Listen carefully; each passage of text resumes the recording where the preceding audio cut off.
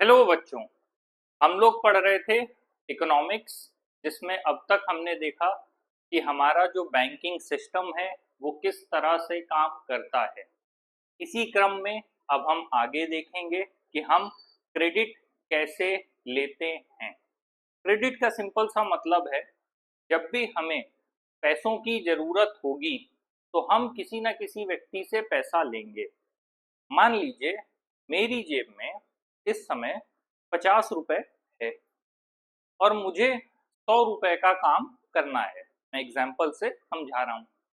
अब अगर मुझे 100 रुपए का काम करना है और मेरी जेब में 50 रुपए है, तो या तो मैं उस काम को अभी ना करूं या फिर भविष्य में टाल दूं कि मैं इसे भविष्य में कर लूंगा, या फिर मैं उन पैसों की कहीं से व्यवस्था करूं, उन पैसों को इकट्ठा करूं और उसे अभी जो भी काम है उसमें मैं लगा दूं।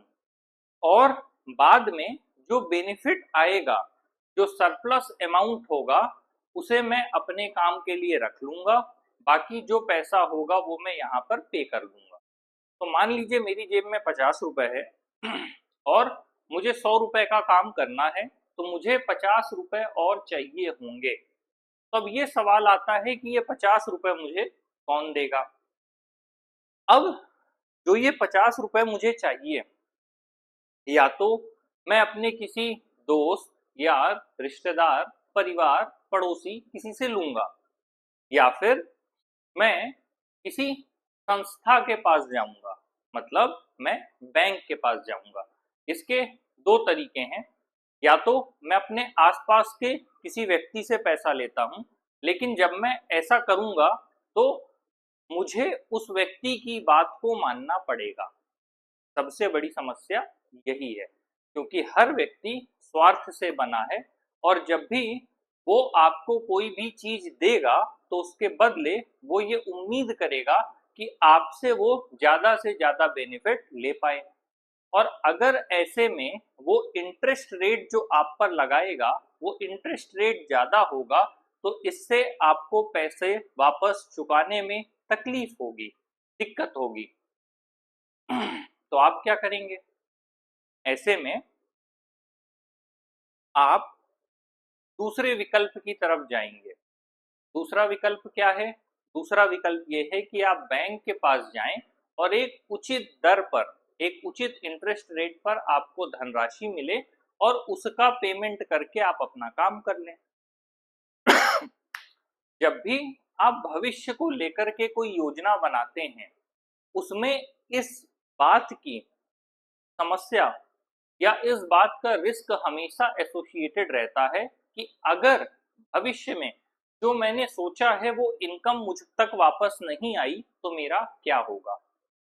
मान लीजिए मैं कोई काम है जिस चीज के लिए मैं 100 रुपए लगा रहा हूं और 100 रुपए के बाद मैंने एक्सपेक्ट किया है कि मेरा जो पैसा है वो 200 हो जाएगा।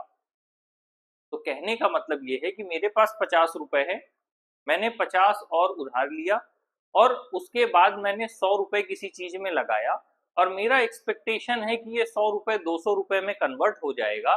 तो जब 200 रुपए में कन्वर्ट होगा तो ये पैसा मेरा पड़ जाएगा। उसके बाद जो मैंने 50 रुपए उधार लिया है उस पर जो इंटरेस्ट होगा वो भी मैं दे दूंगा और उसके बाद भी जो पैसा बचेगा उसे मैं अपनी डेली लाइफ के कंजम्पशन में यूज करूंगा और साथ ही कहीं और इन्वेस्ट कर पाऊंगा। लेकिन क्या हो जब चीजें हमारे प्लान के अकॉर्डिंग नहीं होती है? मान लीजिए आपने वो पैसा उठाया मार्केट से और किसी भी रीजन की वजह से वो जो आपने 100 रुपए, टोटल 50 आपके पास था, 50 आपने ले लिया, टोटल 100 रुपए आपने लगाया और बेनिफिट होने के बाद वो केवल 120 रुपए हो पाता है। तो जब वो 120 रुपए ही होता है तो ऐसे में आप क्या करेंगे? अब जब 120 हुआ तो पहले तो आपका वो 50 ही चला जाएगा। आपका जो बेनिफिट है, जो पैसा आपने लिया वो चला गया और पता चला इंटरेस्ट भरने में ही चला गया, तो आपके अपने कंजम्पशन के लिए पैसा नहीं बचा। तो फिर वो कंजम्पशन का पैसा आपको फिर से मार्केट से उठाना पड़ेगा। तो अभी एक लोन आपने भरा था, एक और लोन आपके पास आ गया, तो अब ये प्रॉब्लम आपके पास क्रिएट हो जाएगी। और उससे भी बुरी स्थिति तब हो जाएगी कि जब आपने 50 रुपए अपना लगाया, 50 रुपए आपने किसी से लेकर लगाया और वो टोटल होकर के बढ़ने की बजाय वो 80 पर ही रह गया। तो जब इस तरह की स्थिति पैदा हो जाए तब आप क्या करेंगे? तो यही चीज हमको समझना है। इसीलिए जब भी क्रेडिट की बात होती है तो क्रेडिट में इस पूरे चैप्टर में आपको यही बताया गया है कि दो तरह की कंडीशंस हैं। एक है कि आप बाहर से किसी मनी लेंडर से पैसा लेते हैं और उसको हैवी इंटरेस्ट पे करते हैं। दूसरा ये ऑप्शन है कि आप बैंक से पैसा लेते हैं और एक फिक्स रेट जो गवर्नमेंट ने फिक्स किया है उसको आप देते हैं। तो इस तरह की कंडीशन है। अब इसे हम अलग अलग केस स्टडी के माध्यम से समझने का प्रयास करेंगे। तो यहाँ पर दो अलग क्रेडिट सिचुएशन दी गई है। क्रेडिट का क्या डेफिनेशन है? क्रेडिट की साधारण भाषा में हम कहते हैं क्रेडिट या लोन, जिसका मतलब है एक ऐसा एग्रीमेंट। जब भी हम बात करेंगे लोन या किसी भी चीज की तो ये दो लोगों के बीच एग्रीमेंट की बात कर रहा है। जरूरी नहीं है कि ये एग्रीमेंट आपका लिखित ही हो, ये एक तरह से औपचारिक एग्रीमेंट है। और बेसिकली जब आप साइन करते हैं, अगर आप बैंक से ले रहे हैं तो प्रॉपर आप पेपर साइन करते हैं, तब ये रिटन एग्रीमेंट ही होगा। तो मनी लेंडर से हो सकता है कि आपका वर्बल एग्रीमेंट हो, लेकिन एक तरह का बंधन कह लीजिए, एक तरह का बंध पत्र कह लीजिए, या एक तरह से दो लोगों के बीच में एक एग्रीमेंट कह लीजिए, सारी बातें एक ही हैं। तो जब भी क्रेडिट की बात होगी इसका मतलब है ये एग्रीमेंट है किसके बीच में? Lender supplies the borrower with money, goods और services in return for the promise of future payment. अब यहां ध्यान दीजिएगा, दो लोगों के बीच जब एग्रीमेंट हो रहा है तो जरूरी नहीं है कि आप सिर्फ पैसे की ही बात कर रहे हैं। ऐसे में जरूरी नहीं है कि सिर्फ पैसे की ही बात हो रही है, हो सकता है सामान का लेन देन हो। लोग अक्सर अब आपस में सामान का लेन देन भी करते हैं। जरूरी नहीं है कि वो पैसा ही हो, वो किसी तरह के गुड्स हो सकते हैं, किसी तरह की सर्विसेज हो सकती है, कुछ भी हो सकता है। आपने किसी को पैसा दिया, उसके बदले में उसने आपको सर्विस दी, ये भी हो सकता है। और आप किसी तरह के गुड्स को भी एक्सचेंज कर सकते हैं। तो सारे ऑप्शंस यहाँ एग्रीमेंट में दिए गए हैं। तो मनी, गुड्स और सर्विस यहाँ पर बेसिक जब भी एग्रीमेंट होगा क्या होता है कि हम भविष्य में आपको रिटर्न कर देंगे। मान लीजिए मुझे किसी चीज की जरूरत है, इमीडिएटली जरूरत है, तो मैंने जाकर सामने वाले से ले लिया और मैंने उसे कहा कि मैं भविष्य में दे दूंगा। जैसे आप दुकानों में देखते होंगे कुछ लोगों की उधारी चलती है, खाता चलता है बाकायदा, वो जो भी जिसकी स्थिति हो। तो जब आप रजिस्टर में देखेंगे तो उनका क्या रहता है कि आज हमें इतना सामान आप दे दीजिए। मान लीजिए आज आपने 3000 का सामान आप लेकर के गए दुकान से, आपने ये वादा किया कि 1 तारीख के बाद मैं पैसा इसका पेमेंट कर दूंगा। तो वहां पर क्या हुआ, फ्यूचर में पेमेंट करने के लिए, return for the promise of future payment, आपने जो गुड्स है वो तुरंत तत्काल ले लिया और उसको जो भविष्य में लौटाने का वादा करके आप चले आए। तो जब एग्रीमेंट की बात हो रही है इसका मतलब तत्काल आपने गुड्स, सर्विस या मनी ले लिया और उसके बदले में आप भविष्य में लौटाने का वादा कर रहे हैं। क्रेडिट का सिंपल सा यही मतलब है कि यहाँ पर फ्यूचर एस्पेक्ट कनेक्ट होगा। आप जब भी बैंक से लोन लेते हैं इसीलिए तो लेते हैं कि आप हमको अभी पैसा दे दीजिए, हमें जो काम है, हमें मान लीजिए गाड़ी खरीदना है, हमें अपना घर बनवाना है, हमें कुछ करना है, तो जो भी हमारा अभी का काम है वो हो जाने दीजिए और फिर बाद में हम आपको इंटरेस्ट सहित ये पेमेंट वापस कर देंगे। ऐसा तो है नहीं कि आप प्रिंसिपल अमाउंट रख लेंगे, क्योंकि जो भी उसका इंटरेस्ट होगा आप इंटरेस्ट तो देंगे ही, साथ में उसका जो प्रिंसिपल अमाउंट है जो आपने लिया है वो भी आप रिटर्न करेंगे।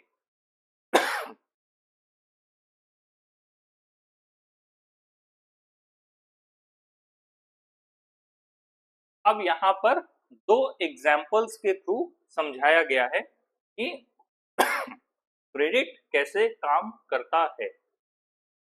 यहाँ पर फेस्टिवल सीजन दिया गया है। आप अक्सर सुनते होंगे कि जब भी फेस्टिवल सीजन आता है तो मार्केट अपने आप बढ़ने लगता है। अगर दर्जी हैं तो ज्यादा कपड़े सिलने के ऑर्डर्स आने लगते हैं, दुकानें हैं तो वहां पर आप देखेंगे होली है, दिवाली है, कुछ भी है तो अलग से चीजें सज जाती हैं।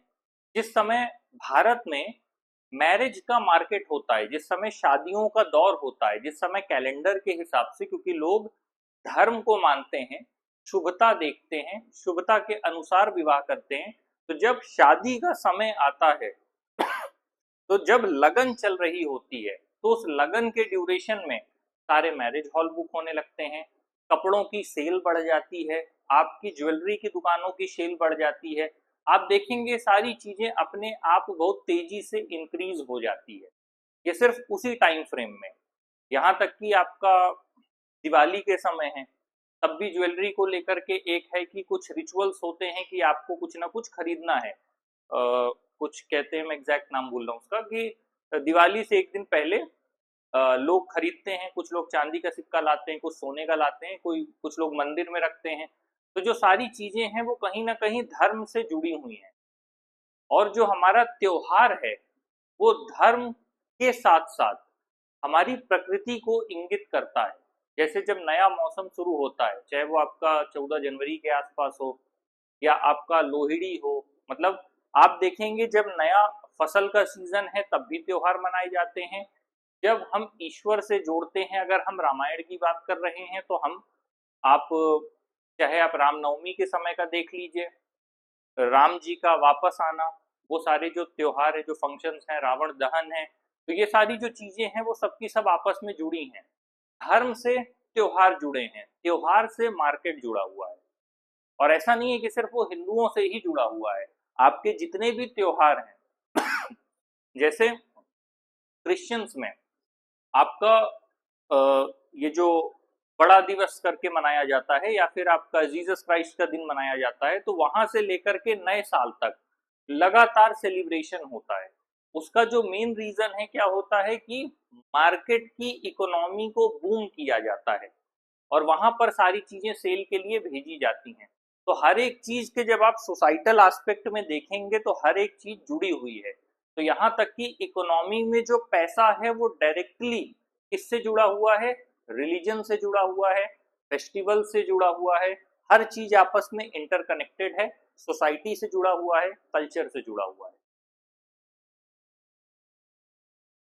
अब बात आती है फेस्टिवल सीजन, हम देख रहे थे। तो फेस्टिवल सीजन की जब हम बात कर रहे हैं तो एक शू मैन्युफैक्चरर है, कौन?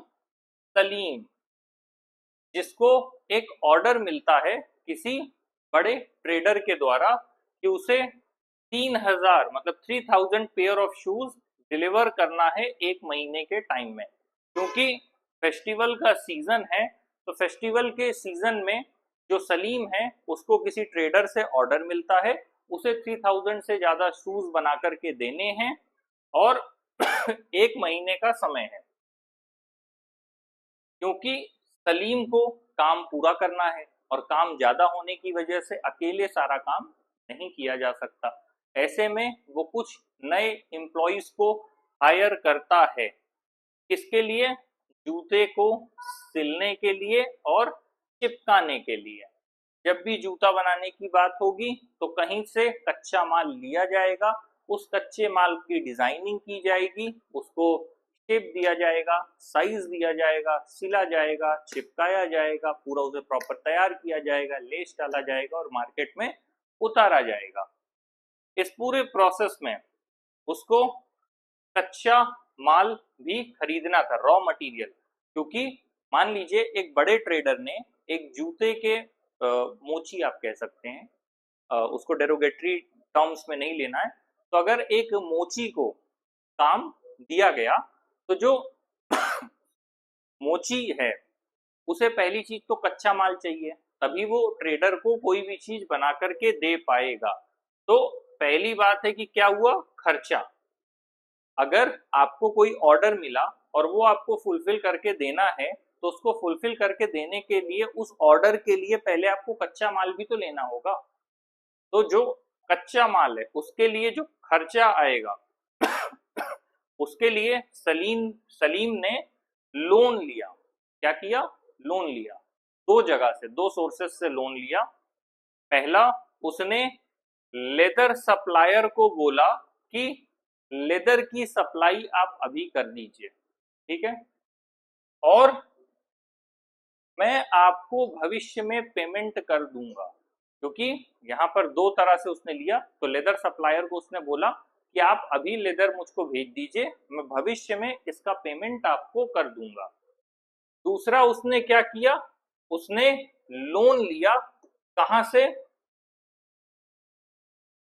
उसने लोन लिया ट्रेडर से। जिस ट्रेडर ने उसको दिया था काम करने के लिए कि मुझे 3000 जूते बना करके दो, उससे एडवांस का पेमेंट ले लिया। तो यहाँ पर दो तरीके उसने अपनाए, क्योंकि जब कोई भी कंसाइनमेंट आपके पास आएगा उसको बना के आपको देना है तो आपको पैसे की जरूरत होगी। तो या तो आप कच्चा माल ले लीजिए या पैसा ले लीजिए। तो इन्होंने क्या किया, पहले विकल्प में कच्चा माल ले लिया, और दूसरे ऑप्शन में क्या किया, इन्होंने पहले से ही एडवांस में पेमेंट ले लिया और ये प्रॉमिस किया कि हम आपको पूरा का पूरा जो ऑर्डर है वो कंप्लीट करके 3000 शूज का दे देंगे। और जब महीने का अंत हुआ तो सलीम ने क्या किया, पूरे का ऑर्डर दे दिया, उससे काफी अच्छा प्रॉफिट हुआ और साथ ही जो भी पैसा उसने उधार लिया था वो पूरा का पूरा उसने लौटा दिया।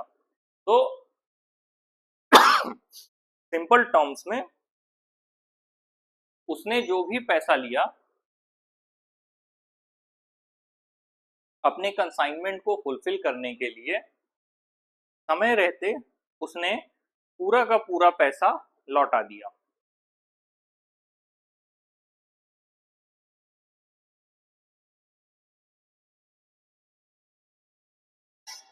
तो ये क्या था, ये एक मेथड ऑफ ऑर्डर था, मतलब क्रेडिट लेने का एक तरीका था। पहला उसने क्या किया, सीधे रॉ फॉर्मेट में लेदर सप्लायर से लेदर ले लिया। दूसरे वाले ऑप्शन में उसने क्या किया, पैसा मतलब जो भी उसका पैसा उसे मिलने वाला था एडवांस उसने उठा लिया। और बाद में अब यहाँ देखना ये है कि यहाँ पर रिस्क के चांसेस कम थे, क्योंकि उसको 3000 का ऑर्डर मिल चुका था, उसे कंप्लीट करके देना था और जो भी सेल होती उसका पैसा उसकी जेब में आना था। तो यहाँ पर एसोसिएटेड रिस्क कम था कैपिटल मार्केट से उठाने के बाद।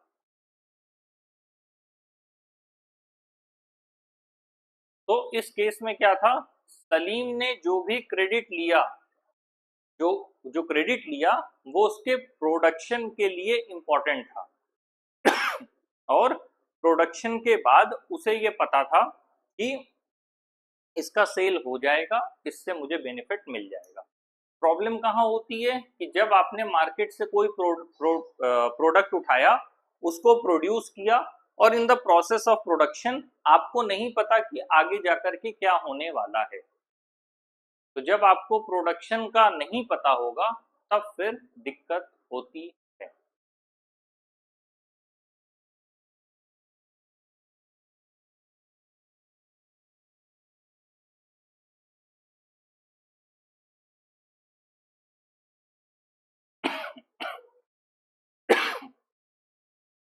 क्रेडिट ने इस सिचुएशन में एक पॉजिटिव रोल प्ले किया, मतलब जरूरी नहीं है अब यही क्रेडिट उस समय अभिशाप बन जाएगा जिस समय आप प्रॉपर प्रोडक्शन नहीं ले पाए, प्रॉपर गेन नहीं ले पाए। इस वाली सिचुएशन में क्योंकि आपको पहले से पता था कि आपको चीजें मिल जाएंगी, इसीलिए दिक्कत नहीं हुई। तो वो हमारी पहली केस स्टडी थी सलीम की। अब हम दूसरी केस स्टडी में जा रहे हैं। ये किसकी है, स्वप्ना की समस्या। तो हमारी जो स्वप्ना देवी हैं वो पहले से समस्याग्रस्त हैं, क्योंकि लिख दिया है कि स्वप्ना प्रॉब्लम में है। पिछली बार इन्होंने सलीम की केस स्टडी दी थी। तो इनकी प्रॉब्लम ये है कि ये एक छोटी किसान है जो कि अपने 3 एकड़ के लैंड में जिन्होंने ग्राउंडनट उगाया है, बोया है या फिर प्रोड्यूस किया है। अब ऐसे में इन्होंने क्या किया, लोन लिया। लोन क्यों लिया, क्योंकि इनकी जरूरतें थी। जब भी आप खेती करेंगे तो इनपुट क्रेडिट ले या तो आपके पास है या तो आपको लेना पड़ेगा। ऐसे में इन्होंने क्या किया, मनी लेंडर से पैसा लिया, किस लिए? अपने जो भी कल्टीवेशन, जो भी प्रोसेस था आपका एग्रीकल्चर का, उसमें इनको जो भी पैसे की जरूरत थी वो इन्होंने मनी लेंडर से ली और सोचा कि जब मेरी फसल अच्छी हो जाएगी तो होने के बाद इनका जो भी पैसा बनता है मैं इनका पैसा चुका दूंगी। अब इसमें क्या हुआ, मिडवे इन्होंने ये सोचा, अभी हमने यही बात किया था कि जब भी हम कुछ करते हैं तो हम उस प्लान में एक्सपेक्ट करते हैं कि ये चीज हो जाएगी, पर जरूरी नहीं है कि वो प्लान वैसा ही जाएगा। हो सकता है ड्यूरिंग एग्जीक्यूशन ऑफ प्लान चीजें गड़बड़ हो जाएं, बिल्कुल चांसेस है। आप कभी भी प्लान कर सकते हैं लेकिन ये तय नहीं कर सकते कि जो प्लान आपने बनाया है वो एज इट इज फॉलो करेगा। आपने प्लान बनाया, उसके हिसाब से काम किया, एक्शंस लिया, एग्जीक्यूट किया, लेकिन जरूरी नहीं है कि वो फुलफिल होगा। तो इस पूरे प्रोसेस में क्या हुआ, उन्होंने ऐसा सोचा, स्वप्ना ने, कि हम पैसा लेंगे, फसल अच्छी होगी और फिर उसके बाद हम इनका जो भी पैसा है पे कर देंगे और जो प्रॉफिट है हम अपने पास रख लेंगे। लेकिन बीच में क्या हुआ कि जो इनकी सीजनल क्रॉप थी वो हिट कर गई पेस्ट के द्वारा। पेस्ट बोले तो सिंपल भाषा में कीटाणु कह लीजिए, कीट कह लीजिए, कि वहां पर जो भी कीट थे उनको कंट्रोल नहीं किया जा सका और उसकी वजह से उनकी जो क्रॉप थी वो खराब हो गई। जबकि इस पूरे प्रोसेस में उन्होंने एक्सपेंसिव पेस्टिसाइड्स, मतलब उन्होंने बहुत महंगे कीटनाशक उस खेत में डाले थे इस पूरे प्रोसेस में, जिससे कि एक बड़े अंतर की वो उम्मीद कर रही थी, लेकिन इतने महंगे कीटनाशक डालने के बाद भी बहुत थोड़ा सा अंतर खेतों में देखने को मिला और जिसकी वजह से वो अपना पैसा नहीं चुका पाई। जो मनी लेंडर से स्वप्ना ने पैसा लिया था वो पैसा वो नहीं चुका पाई। अब इसकी वजह से क्या दिक्कत हुई,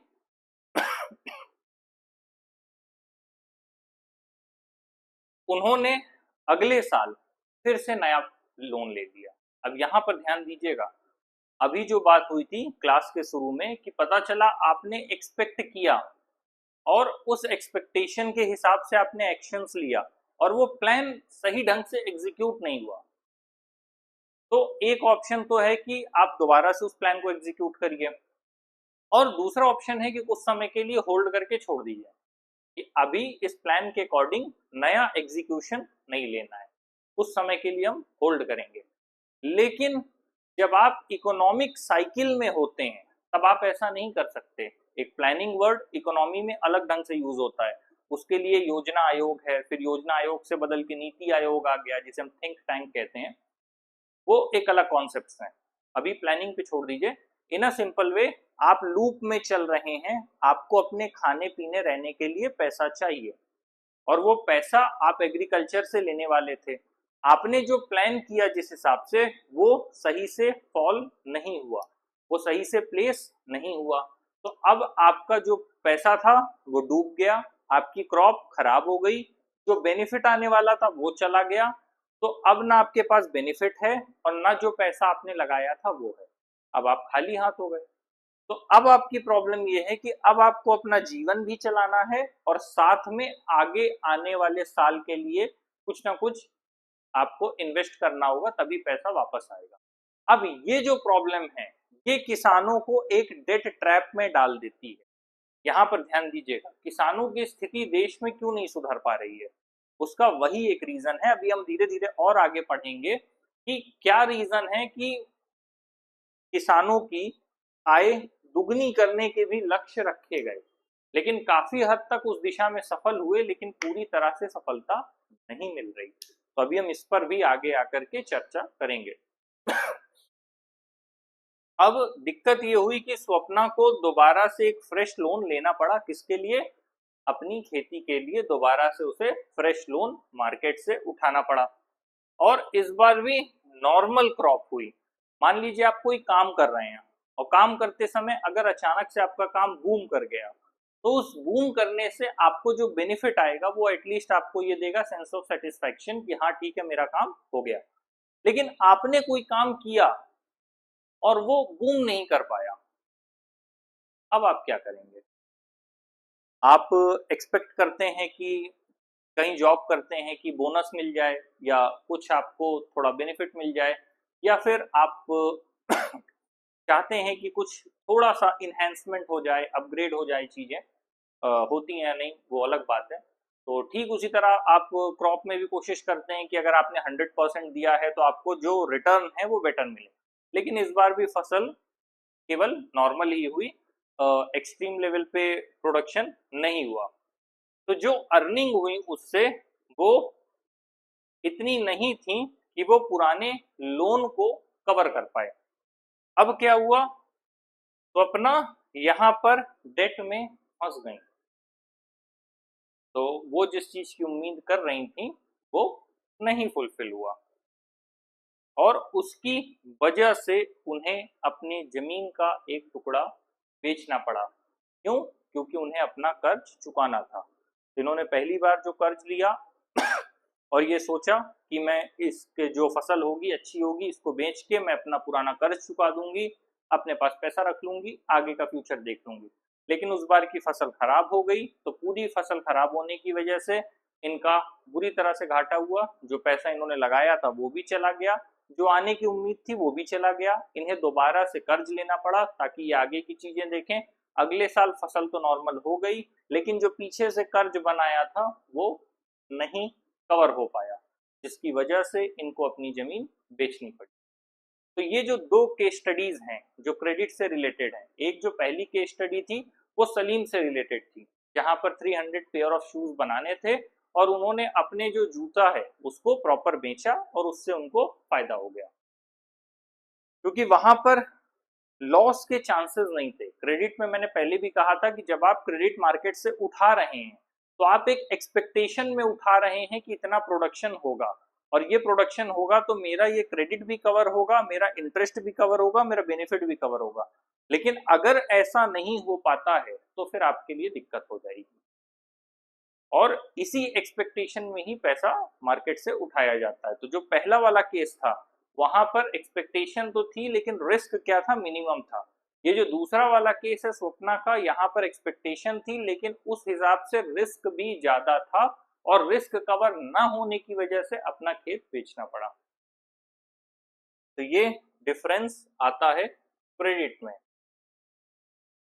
तो जब हम रूरल एरियाज की बात करते हैं तो रूरल एरियाज में सबसे ज्यादा जो क्रेडिट लिया जाता है वो किस चीज का होता है? वो एग्रीकल्चर का है, क्योंकि रूरल एरियाज में, ग्रामीण क्षेत्र में हमारे पास इकोनॉमी के गिने चुने साधन हैं। उसमें से जो पहला साधन है वो खेती का है, दूसरा साधन हमारा पशुपालन का है, और अभी हम इतने सक्षम नहीं हुए हैं कि ग्रामीण क्षेत्र में छोटे छोटे उद्यमों का विकास कर पाए। हालांकि सरकार उस दिशा में कार्यरत है, लेकिन फिर भी अगर हम छोटे छोटे उद्यम विकसित कर पाए, जो गांधी जी का भी सपना था, या फिर जो भी देश के महान मनीषी हुए उन्होंने यही सपना देखा कि विकास तभी संभव है जब देश के ग्रामीण क्षेत्र का विकास हो और ग्रामीण क्षेत्र में रहने वाला व्यक्ति शहरों की ओर पलायन ना करे। शहर की नगरीय अवसंरचना अलग होती है, यहाँ के हिसाब से यहाँ की जो एक आधारभूत संरचना है उस पर तब ज्यादा दबाव पड़ता है जब ग्रामीण क्षेत्र से लोग पलायन करके आने लगते हैं। पलायन का मुख्य कारण है अच्छी शिक्षा व्यवस्था ना होना, स्वास्थ्य व्यवस्था का ना होना, वहां पर आर्थिक अवसरों की उपलब्धता का ना होना, यही प्रवसन के मूल कारण है। और चौथा कारण विवाह है। तो जो विवाह है वो केवल स्त्रियों में देखने को मिलता है, पुरुष आर्थिक अवसरों की तलाश करते हुए शहरों की ओर जाते हैं। यहाँ तक कि स्त्रियां अक्सर गांवों में रहती हैं, घर संभालती हैं। तो ये जो पूरा प्रोसेस है इसमें हमें ये समझना है कि रूरल एरिया तभी डेवलप होगा, मतलब अगर हम एक कंट्री को डेवलप करने की बात कर रहे हैं तो वहां पर रूरल एरिया तभी डेवलप हो सकता है जब वहां पर छोटी से छोटी इंडस्ट्रीज हों, वन डिस्ट्रिक्ट वन प्रोडक्ट जैसी चीजों को प्रमोट किया जाए, जिससे कि ग्रामीण क्षेत्र में, निचले क्षेत्र में ज्यादा से ज्यादा फायदा हो सके और उनको क्रेडिट प्रोवाइड किया जा पाए। अभी इस चैप्टर में हम आगे देखेंगे। ग्रामीण क्षेत्र की सबसे बड़ी समस्या है कि वहां के लोगों के पास पैसा ही नहीं है। मान लीजिए मुझे कोई काम करना है और उस काम को करने के लिए अगर मेरे पास बेसिक अमाउंट ऑफ मनी नहीं है, वो इन्वेस्टमेंट मेरे पास नहीं है, तो मैं उस काम को शुरू नहीं कर सकता। अगर एक बार मेरे पास बेसिक अमाउंट ऑफ मनी आ गई तो फिर मैं चीजों को ऊपर बनाते हुए निकल जाऊंगा। लेकिन अगर मेरे पास बेसिक इन्वेस्टमेंट ही नहीं है तो मैं कहाँ जाऊंगा। चलिए मैं पढ़ा लिखा हूं, मैं बैंक जा सकता हूं, लेकिन बैंक के साथ क्या दिक्कत आ रही है, कोलेट्रल मांगते हैं। तो कुछ स्कीम्स ऐसी आ गई हैं कि जहां पर कोलेट्रल कम मांगा जा रहा है या फिर ग्रामीण क्षेत्र को दिया जा रहा है लोन। उसमें भी दिक्कत ये होती है कि कई बार ग्रामीण क्षेत्रों में जो लोन है वो तो दे दिया आपने, लोन देने के बाद प्रॉपर रिकवरी नहीं होती है, तो हर बार चुनाव में कुछ पैसा माफ किया जाता है और जो जनता है वो कई बार जानबूझ के भी नहीं देती कि जब चुनाव का समय आएगा सरकार माफ करेगी, हमारा पैसा भी माफ हो जाएगा। तो प्रॉब्लम यहाँ पैसा तो उनके हाथ पे देना है, लेकिन कभी कभी कहीं कहीं जरूरत है कि उनको उद्यमिता की ओर भेजा जाए और स्मॉल जो माइक्रो लेवल पे यूनिट पे जो फैक्ट्रीज होती हैं उनको डेवलप किया जा पाए, जिससे कि हमारे देश की इकोनॉमी या हमारे देश की ग्रामीण क्षेत्र की इकोनॉमी अपलिफ्ट हो पाए।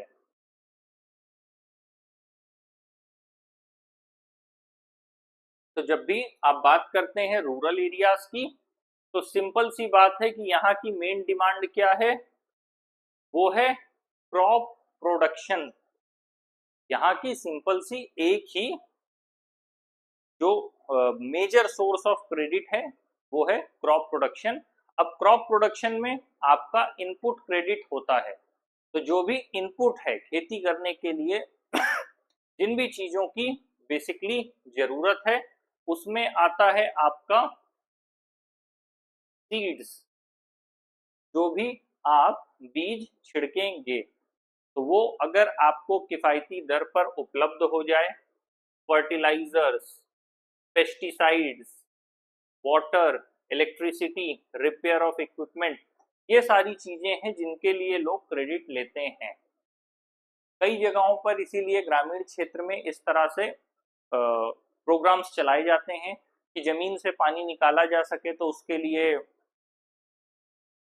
जो समरसेबल है उसके लिए पैसा दिया जा सके, सोलर के लिए दिया जा सके, फर्टिलाइजर्स के लिए दिया जाए। सरकार हर जगह इसीलिए सब्सिडी देती है कि किसानों को वो चीजें सस्ते दरों पर, कम रेट पर, जो मार्केट रेट है उससे कम में उपलब्ध हो, जिससे इन चीजों को किसान खरीद पाए और ज्यादा से ज्यादा प्रोडक्शन की तरफ खुद को धकेल पाए। और इसके लिए 3 से 4 मंथ्स का टाइम दिया जाता है कि जो भी इनपुट खरीदेंगे और जो भी क्रॉप वो सेल करेंगे उसके बाद वो लोग पेमेंट कर देंगे। मतलब एक टाइम ड्यूरेशन फिक्स किया जाता है कि अगर आपने जो क्रेडिट लिया है ले लीजिए, लेने के बाद अपनी फसल को अच्छे से तैयार करिए और जब फसल आपकी तैयार हो जाए आप फसल को अपना बेच दीजिए। मार्केट में बेचने के बाद जो पैसा होगा वो ला करके आप चुका दीजिए। After harvest repay the loan.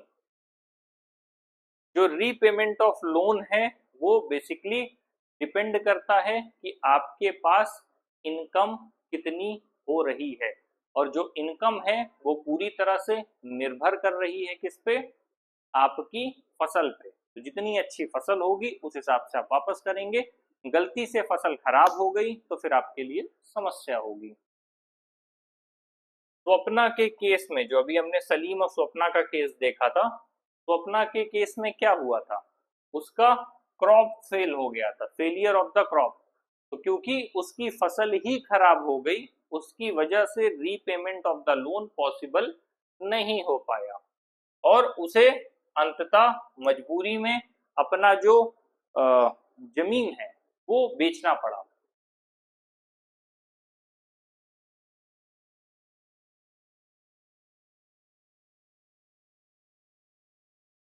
तो जो क्रेडिट है ये आपके हित में काम करेगा अगर आपका प्लानिंग सही गई, आपका एग्जीक्यूशन सही गया, लेकिन ये आपके हित में नहीं काम करेगा अगर आपके बनाए हुए प्लान्स गलत चले जाएं। तो ये एक एग्जाम्पल है डेट ट्रैप का। मतलब आपको क्रेडिट दिया जा रहा है, तो वो क्रेडिट आपके लिए अच्छा भी हो सकता है, वो क्रेडिट आपके लिए खराब भी हो सकता है। अच्छा इस किस कंटेक्स्ट में है कि आपने जो एक्सपेक्ट किया, जो प्लान किया, एज इट इज हो गया, उससे ज्यादा इनकम आपको मिल गई, तो फिर आप अपना पे लोन पेमेंट कर देंगे। पर आपके लिए खराब कब है कि आपने जो सोचा, जो प्लान किया, जिस ढंग से एग्जीक्यूट किया, वो नहीं हो पाया, अब वो आपके लिए एक प्रॉब्लम का विषय है। Credit in this case pushes the borrower into a situation where which recovery is very painful. आपने पैसा ले लिया, आपने लगा दिया, आपको उम्मीद थी इससे मेरा पैसा आएगा, और आप उतना पैसा नहीं जनरेट कर पाए। अब आपको जो पैसा देना है वो आपको कहीं ना कहीं प्रॉब्लम क्रिएट करेगा, क्योंकि वो पैसा अब आप कहाँ से देंगे, आपको अपनी जेब से देना होगा, तो वो अब आपको दिक्कत देगा।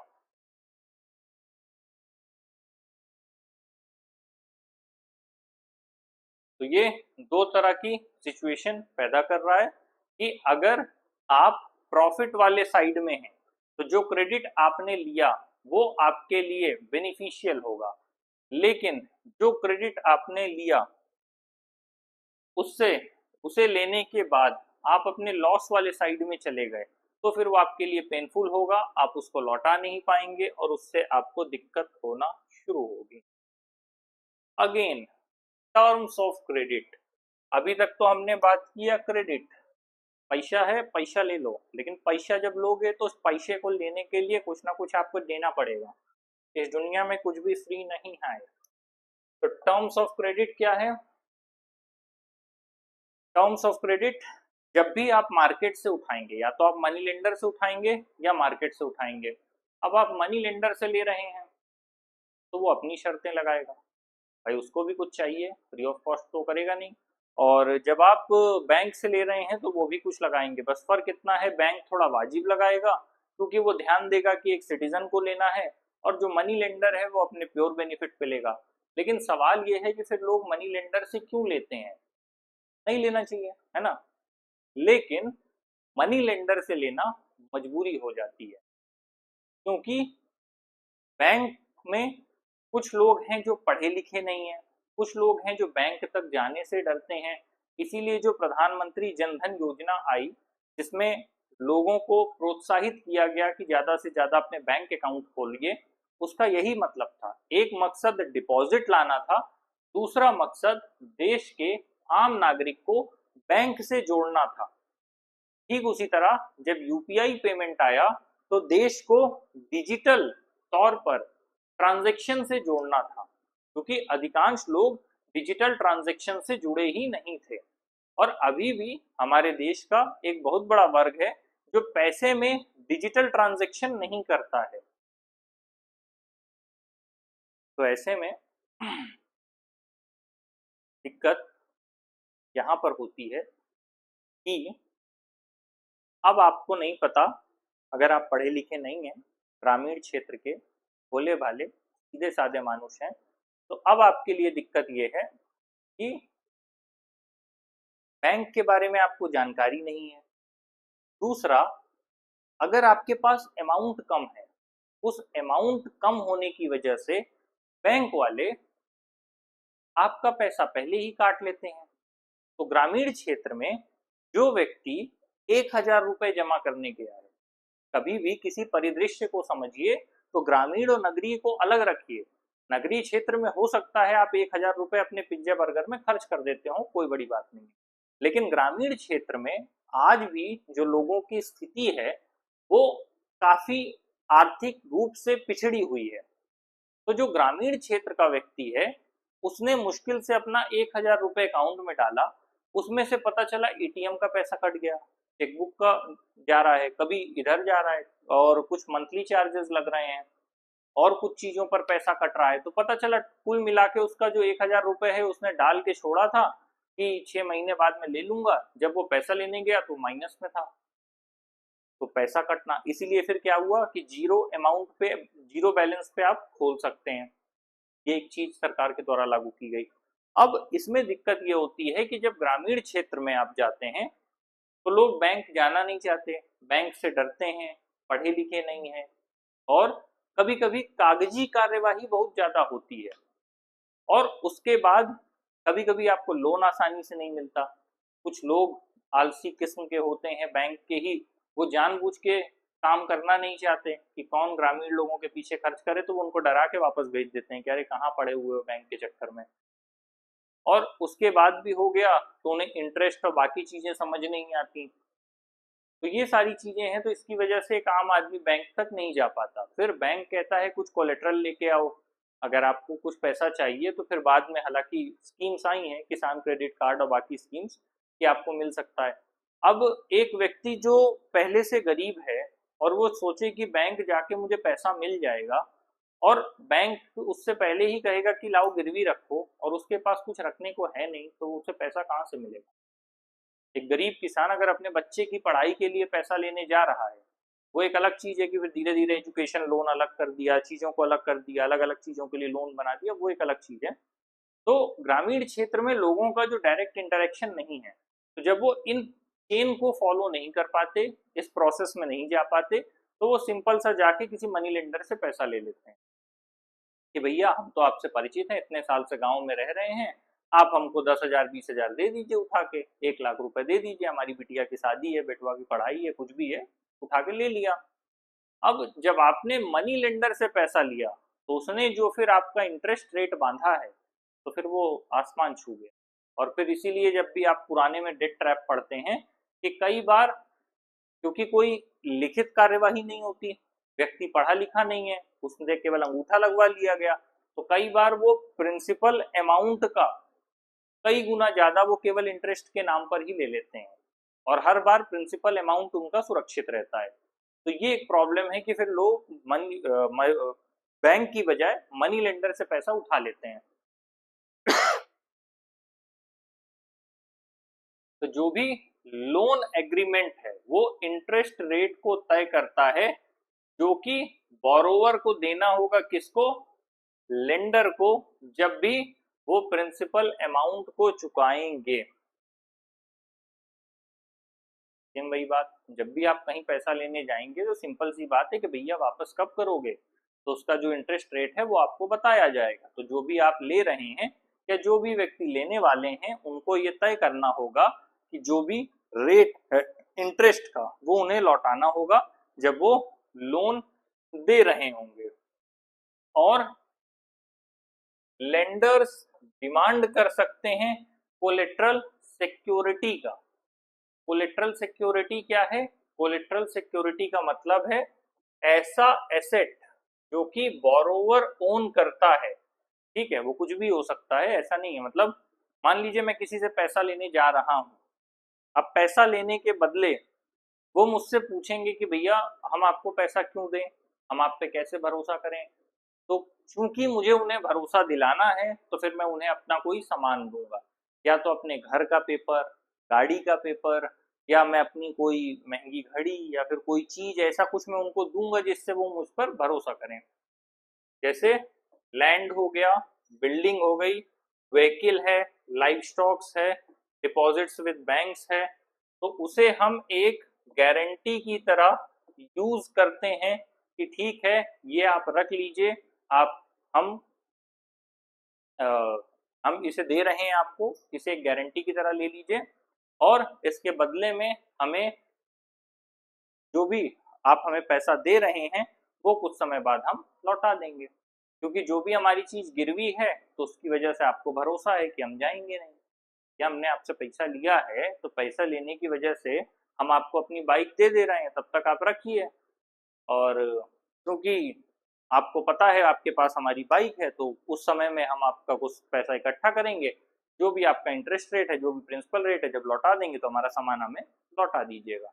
और ये इसलिए दिया जाता है कोलेट्रल कि मान लीजिए कि अगर मैं देने से पैसा मना कर दूं, अगर मैंने किसी से पैसा लिया और due to some uneven circumstances मैं पैसा देने की स्थिति में नहीं हूं, ऐसा नहीं है कि मैं देना नहीं चाह रहा, मेरे पास पैसा है ही नहीं और मैं दे ही नहीं पा रहा, तो फिर क्या होगा, सामने वाला मेरा सामान रख लेगा, या तो उस सामान को बेच के जो उसका पैसा है जितना बनता है वो रख लेगा, या फिर वो सामान रख लेगा। तो इसीलिए चाहे वो आपका घर हो, गाड़ी हो, बिल्डिंग हो, बाइक हो, कुछ ना कुछ रखवाया जाता है। Borrower fails to repay the loan, lender has the right to sell the asset or collateral to obtain payment.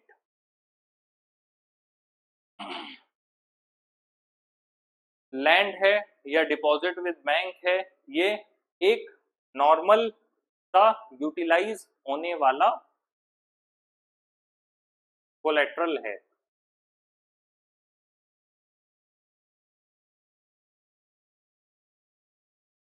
Again जब भी लोन की बात आएगी तो लोन के लिए, क्रेडिट के लिए कुछ चीजें आपको मैंडेटरी देखना पड़ेगा। उस मैंडेटरी में क्या आएगा, आपका इंटरेस्ट रेट आएगा कि किस रेट पे आपको वो लोन प्रोवाइड किया जा रहा है जो आपको चुकाना होगा। उसके बाद आप क्या कोलेट्रल देते हैं कि आपने क्या दिया है, कि अगर मैं ये जो पैसा ले रहा हूं मैं आपको नहीं देता हूं तो उसके बदले में आप क्या मेरा सामान रखेंगे, या किस मतलब आप सुरक्षा दे रहे हैं, गारंटी दे रहे हैं। कोलेट्रल का बस इतना मतलब है। और साथ में ही डॉक्यूमेंटेशन रिक्वायरमेंट होता है कि उस चीज के लिए कुछ लिखा पढ़ी होती है, कुछ डॉक्यूमेंट्स रिक्वायर्ड होते हैं कि कैसे आप इस पूरे प्रोसेस को डॉक्यूमेंट करेंगे। क्योंकि जो भी चीजें हुई हैं, अगर कल को कोई व्यक्ति मुकर जाए कि आपने किसी से पैसा लिया, मान लीजिए मैंने किसी से पैसा लिया और अगर मैं कह दूं कि मैंने नहीं लिया तो क्या होगा, तो उस व्यक्ति के पास डॉक्यूमेंट होने चाहिए कि उसने मुझे पैसा दिया। और मान लीजिए इसका उल्टा कर लीजिए, मैंने किसी को कोलेट्रल दिया और उसने वो कोलेट्रल के लिए मना कर दिया, वो कह दे कि मैं पैसा तो लेके, उसने मुझे पैसा तो दिया 1 लाख रुपए, लेकिन उस 1 लाख के बदले मैंने कोलेट्रल बाइक रख दी। अब वो कल को कह दे कि हमने कोलेट्रल तो मतलब 1 लाख रुपए तो दिया था लेकिन कोलेट्रल कुछ भी नहीं था, तो मैं क्या करूंगा, मेरी बाइक तो चली गई और कल को वो व्यक्ति 1 लाख रुपए भी मांगेगा मुझसे। तो इसीलिए प्रॉपर डॉक्यूमेंटेशन होता है दोनों साइड को सेफ करने के लिए, जिसने पैसा दिया है उसकी तरफ से भी और जिसने कोलेट्रल रखा है उसकी तरफ से भी। इसी को टर्म्स ऑफ क्रेडिट कहते हैं कि जो भी आपने लिया है उसको जब आप लौटाएंगे तो उसके लिए जो भी प्रॉपर आपका लिखा पढ़ी जो भी कार्यवाही और सारी चीजें होंगी पेपर में, वो चाहे डॉक्यूमेंटेशन हो, इंटरेस्ट रेट हो, कोलेट्रल हो, वो सब कुछ टर्म्स ऑफ क्रेडिट में आएगा। और ये हर जगह डिफरेंट होता है, इसके according nature of the lender and the borrower. अब आपने किसी व्यक्ति से मनी लेंडिंग में, आपने किसी मनी लेंडर से पैसा उठा लिया, आपने किसी दुकान से उधार उठा लिया, तो वहां कोई लिखा पढ़ी नहीं है, वहां कोई डॉक्यूमेंटेशन नहीं है। क्यों नहीं है, क्योंकि आप बस गए पैसा उठा के चले आए और उस व्यक्ति को भी भरोसा है कि यहाँ पर 100 घर हैं, 100 घर में वो लगभग सबको पहचानता है, आपका चौथे नंबर का घर है, आप कई साल से रह रहे हैं, वो आपको जानता है। तो हर जगह की स्थिति अलग है। जब आप बैंक वगैरह से लेंगे तो प्रॉपर डॉक्यूमेंटेशन वगैरह होगा, लेकिन कहीं अगर आप परिचय के आधार पर ले रहे हैं तो वहां पर चीजें नहीं होंगी।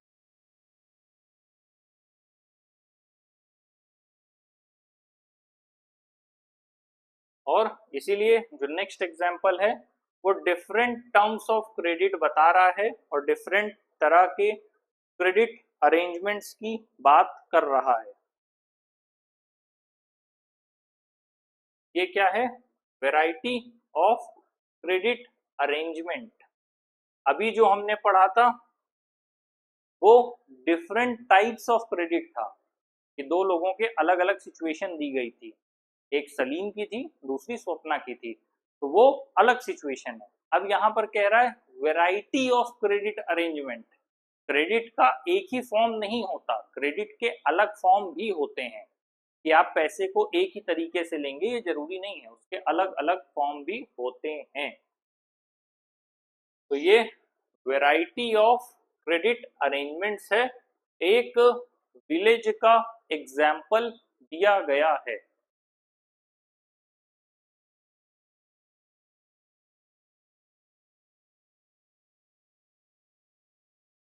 ये है 15 नवंबर 2019 का एक एग्जाम्पल उठाया है। एक फील्ड है जहां पर ज्यादातर लोग जो भी फार्मर्स हैं और लेबरर्स हैं, दोनों को डिफरेंशिएट किया है। जो भी फार्मर्स और लेबरर्स हैं वो इस समय काम कर रहे हैं दिन के समय। वहां पर आलू पोटैटो क्रॉप्स को उगाया गया है। तो जो पहले हैं श्यामल, वो क्या है, एक स्मॉल फार्मर है सोनपुर में, उनके बारे में डिटेल दिया गया है। श्यामल बताते हैं कि उनको हर सीजन में, श्यामल क्या है, अपने खेत में खेती कर रहे हैं और एक किसान है। तो श्यामल क्या बता रहे हैं, वो कह रहे हैं कि हर सीजन में मुझको लोन चाहिए होता है। हर सीजन में जब भी मुझे जरूरत होती है मुझे लोन चाहिए होता है। कितने के लिए, 1.5 एकर्स ऑफ लैंड। तो 1.5 एकर्स ऑफ लैंड के लिए उन्हें पैसों की जरूरत होती है जिसके लिए वो लोन लेते हैं। उन्होंने क्या किया, कुछ साल पहले उन्होंने पैसा बोरो किया, किससे, गांव के ही एक जमींदार से या मनी लेंडर से उन्होंने पैसा लेना शुरू किया। और उसमें उनको क्या प्रॉब्लम आई कि जो इंटरेस्ट रेट था वो 5% पर मंथ था, मतलब 60% पर एनम। अब यही फर्क है कि अगर आपने बैंक जैसी जगह से लिया है वो उसका आधे का आधे का आधा होगा। अब लेकिन जब आप प्राइवेट पर्सन से ले रहे हैं तो जो भी उसकी टर्म्स एंड कंडीशंस हैं, टीएनसी हैं, वो आपको मानना पड़ेगा।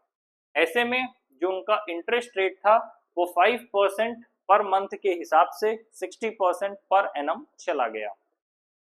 और पिछले 5 सालों से श्यामल जो है वो बोरो कर रहे हैं, किससे,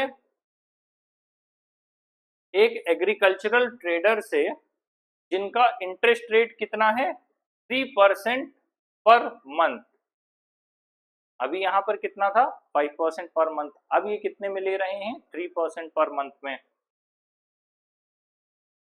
साथ ही जब भी उनका काम शुरू होने वाला होता है, जब भी उनका क्रॉपिंग सीजन चल रहा होता है, तो जो ट्रेडर है जिससे वो 3% में ले रहे हैं वो क्या करते हैं, फार्म इनपुट्स को भी क्रेडिट पर देते हैं, जो कि बाद में पेमेंट किया जाता है जो जब उनकी पूरी की पूरी फसल तैयार हो जाती है। तो जो पहले वाले मनी लेंडर थे उन्होंने 5% पर मंथ के हिसाब से 60% एनम के हिसाब से उनको दिया, लेकिन जो दूसरे ट्रेडर हैं उन्होंने 3% के हिसाब से दिया और साथ में काम शुरू करने से पहले उनको इनपुट प्रोवाइड किया जिससे कि वो अपनी खेती आसानी से कर सकें।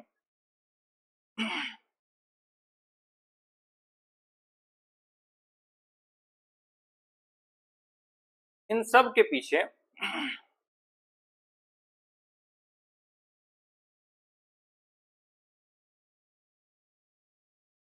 जो ट्रेडर है उसने किसान से प्रॉमिस किया कि जो भी आपकी क्रॉप है वो आप हमी को बेचिए।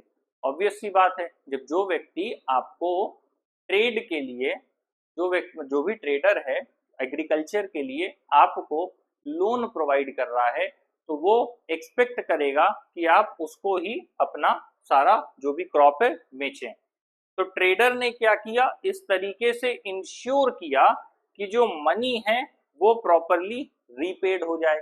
कहीं ऐसा ना हो मैं इनको 3% के हिसाब से दूं और इनको साथ में मैं जो इनपुट क्रेडिट है, जो भी स्टार्ट होता है वर्क उस समय मैं इनको इनपुट क्रेडिट दूं, वो भी ये लोग लेकर के निकल जाए।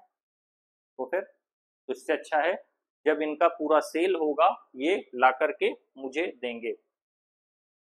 साथ ही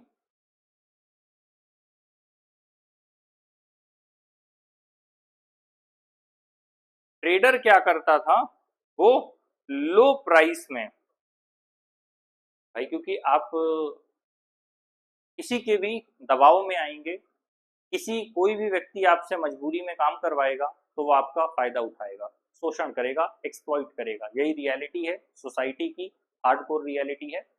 तो क्योंकि ये ट्रेडर पैसा दे रहा था 3% पर मंथ के हिसाब से, इनपुट क्रेडिट दे रहा था काम शुरू होने से पहले, तो इसीलिए इसने क्या किया, जब हार्वेस्ट सीजन के बाद जो भी क्रॉप्स इनकी सेल में जाती थी उन सबको सस्ते दामों में ले लेता था और इनको उठा के महंगे दामों में बेच देता था। ट्रेडर एक तरफ से अपना पैसा वापस लेता था, क्योंकि जो भी पैसा है वो लोन दे रहा था, इन्वेस्ट तो कर नहीं रहा था। तो जो पैसा लोन दिया वहां से भी वापस आया, और जो क्रॉप हुई, क्रॉप भी सस्ते में खरीद लिया और उसको महंगे में बेच दिया।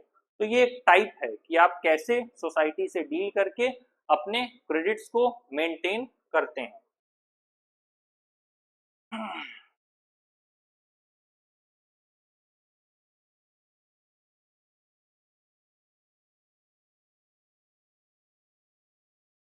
अब हम बात कर रहे हैं अरुण की।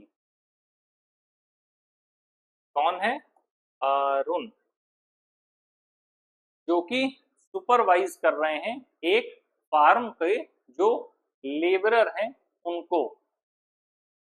अरुण के पास 7 एकड़ ऑफ लैंड है, 7 एकर्स ऑफ लैंड है। वो उन लोगों में से है सोनपुर के जो बैंक से रिसीव करता है पैसा। मतलब समझ रहे हैं, गांव में ये बहुत बड़ी बात है कि चुनिंदा लोगों को लोन मिलता है, हर व्यक्ति को नहीं मिलता। तो जो व्यक्ति प्राप्त कर रहा है, जिसको लोन मिल रहा है सरकार से, वो बहुत बड़ी बात हो गई। तो लिखा है, he is one of the few persons in Sonpur to receive bank loan. बस यही फर्क है कि अगर आप शहर में हैं तो आपका जब मन किया आप सीधे बैंक में चले जाते हैं, आपको काम होता है आप बैंक मैनेजर के चैम्बर में चले जाते हैं। लेकिन गांव में है तो अगर आपने अपने ही काम के लिए लोन ले लिया तो बहुत बड़ी बात है, क्योंकि अवेयरनेस की कमी है, लोगों में जागरूकता नहीं है, लोगों को जानकारी नहीं है। अब यहाँ पर इंटरेस्ट रेट क्या बन रहा है लोन का? 8.5% पर एनम। अभी हम क्या देख के आ रहे थे? 60% पर एनम। और यहाँ हम कितना देख रहे हैं? श्यामल वाले केस में जहां पर हमने 60% पर एनम देखा, यहाँ हम 8.5% पर एनम देख रहे हैं। ये डिफरेंस क्यों आया? संस्थागत और गैर संस्थागत, क्योंकि वहां पर श्यामल को जानकारी नहीं थी, पढ़े लिखे नहीं थे, वो मनी लेंडर से अपना पैसा ले रहे थे, इसकी वजह से वो इतना ज्यादा अमाउंट पे कर रहे थे और साथ में अपनी फसल भी बेचनी पड़ रही थी। जबकि अगर वही चीज बैंक से आपको मिलती, कितने में थी? 8.5% पर एनम।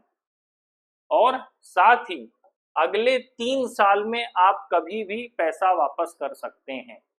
पहली वाली सिचुएशन में क्या था कि जैसे अभी हमने स्वप्ना वाले केस में पढ़ा कि अगर स्वप्ना पैसा सही समय पे नहीं दे पाई तो उसकी जमीन को बेच दिया जाएगा, और अंत में उसकी जमीन बिक गई क्योंकि उसके पास पैसा नहीं था। जबकि यहाँ वाले केस में हमको क्या देखने को मिल रहा है कि यहाँ की सिचुएशन है, आप आराम से 3 साल में बेचिए, 8.5% पर एनम है और आराम से हमको दीजिए। और अरुण क्या प्लान करता है अपने लोन को रीपे करने का, कि जब हार्वेस्ट सीजन के बाद क्रॉप प्रॉपर सेल हो जाती है। साथ ही वो अपने पास रखे हुए आलू को, पोटैटोज को कोल्ड स्टोरेज में रखवा देता है, क्योंकि श्यामल वाले केस में उसे अपनी जो भी क्रॉप थी हार्वेस्ट सीजन के बाद उसे इमीडिएटली बेचना पड़ा था, और बेचा भी किसे? जिससे वो लोन ले रहा था। यहाँ पर क्या है कि आराम से 3 साल का समय है, 8.5% पर एनम है, जो पोटैटो हुआ उसको आपने आराम से कोल्ड स्टोरेज में रखवा दिया। कोल्ड स्टोरेज में रखवाने के बाद भी अब आप कोल्ड स्टोरेज की पर्ची से लोन ले लेंगे। मतलब बैंक इस बात की फैसिलिटी करता है कि अगर आपके पास है कोई चीज, क्योंकि आप ये दिखाएंगे कि मेरे पास इतना स्टॉक है और मैं अगले सीजन में इसको सेल कर दूंगा, जब मैं सेल करूंगा तो मुझे पैसा मिलेगा। बैंक को बस यही देखना होता है कि आपसे पैसा रिकवर होगा या नहीं होगा। अगर बैंक आपसे पैसा रिकवर कर सकता है तो वो आपको धड़ल्ले से लोन देगा।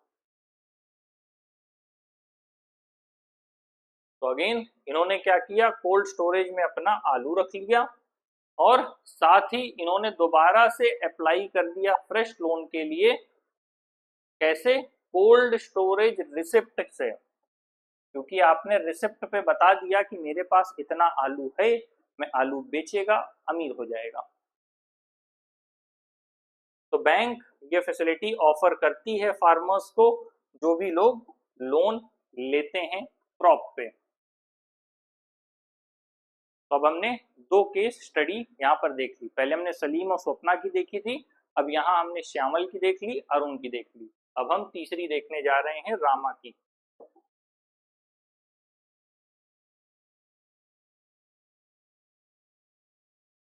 रामा अपने बगल के नेबरिंग फील्ड में काम करती है।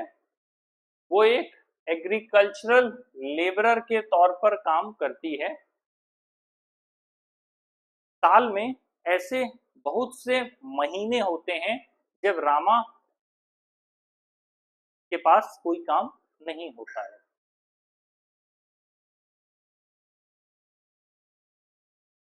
और उसको क्रेडिट चाहिए होता है अपने डे टू डे लाइफ को समझने के लिए, अपनी निजी जीवन को जीने के लिए, अपनी जिंदगी को संभालने के लिए उसको जरूरत होती है क्रेडिट की, कि अपने डेली एक्सपेंसेस को वो फुलफिल कर पाए।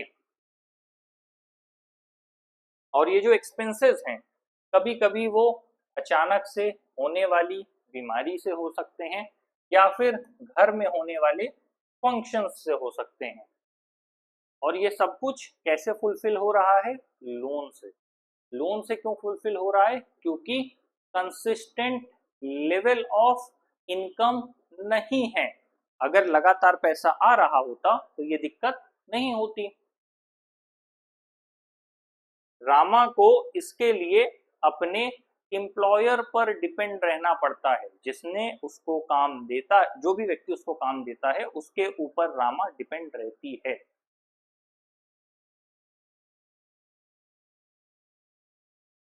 जो कि एक मीडियम लैंड ओनर है सोनपुर का। और ये इंटरेस्ट रेट क्या रखता है? इसका इंटरेस्ट रेट है 5% पर मंथ। फिर से वही बात आ गई, अभी हमने 8.5 पर एनम पे अरुण को देखा था बैंक से, लेकिन जब भी कोई पर्सनल व्यक्ति आपको लोन देगा तो वो आपको लोन के बदले आपका खून भी चूसेगा।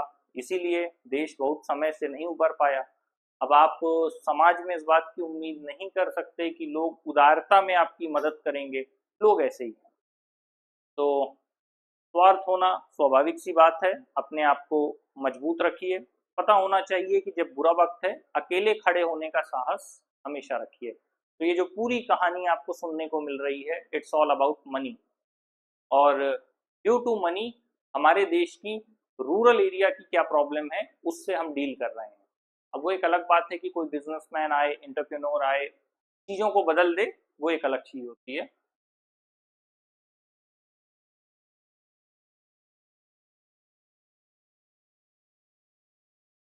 तो रामा इस पैसे को कैसे चुकाती है? वो उस खेत में काम करती है। मतलब इसे देखिए, लेवल ऑफ डबल एक्सप्लॉइटेशन। पहले पैसा ऊंची दर पर दे रहे हैं, फिर पैसा चुकाने के लिए नहीं है तो उल्टा उसी से मजदूरी भी करवा रहे हैं। ये एक तो पैसा महंगी दर पर मिल रहा है, ऊपर से आपसे मजदूरी भी करवाई जा रही है। और हर बार रामा को नया लोन लेना पड़ता है, जबकि पुराना वाला चुकाया भी नहीं जा पाता है। अभी जैसे उसने 5,000 रुपीज लिए और वो उसके साथ अच्छे से व्यवहार भी नहीं करता है, दुर्व्यवहार करता है, बदतमीजी करता है, मिसबिहेव करता है। इसलिए क्योंकि वो उससे पैसे लेती है और उसके पास पैसे चुकाने को नहीं है। और अगर वो पैसे नहीं चुका पाएगी तो उसका घर नहीं चलेगा, और उसे ये उम्मीद होती है कि अगली बार उसे मालिक से पैसा फिर लेना है, तो इसलिए भी वो चुप रहती है और हर चीज़ सहती रहती है। तो टेक्निकली जब आप वीक होंगे तो लोग आपको एक्सप्लॉइट करने की पूरी कोशिश करेंगे। इस कहानी का ये भी एक मैसेज है। अब इसके बाद आपको समझना है लोन्स फ्रॉम कोऑपरेटिव्स। अभी तक हमने देखा था दो तरह के ऑप्शंस। एक ऑप्शन जो हम देख रहे थे वो था किसका, मनी लेंडर्स का। दूसरा जो हम ऑप्शन देख रहे थे वो किसका जा रहा था, वो बैंक का जा रहा था। दो ही ऑप्शंस हम देख रहे थे। अब हम तीसरे ऑप्शन की तरफ बढ़ेंगे। जो लैंड ओनर हैं वो तो बहुत ज्यादा ले रहे थे। लैंड ओनर क्या, जो पैसा आपको दे रहे थे,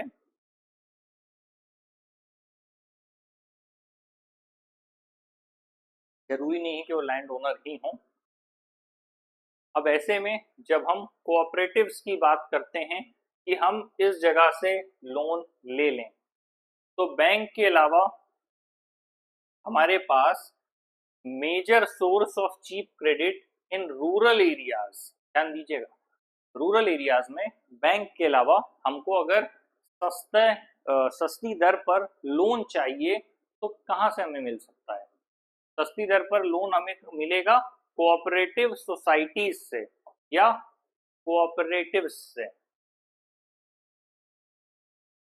बेसिकली इसके मेंबर्स क्या करते हैं, आपस में एक तरह का सपोर्ट सिस्टम जनरेट करते हैं।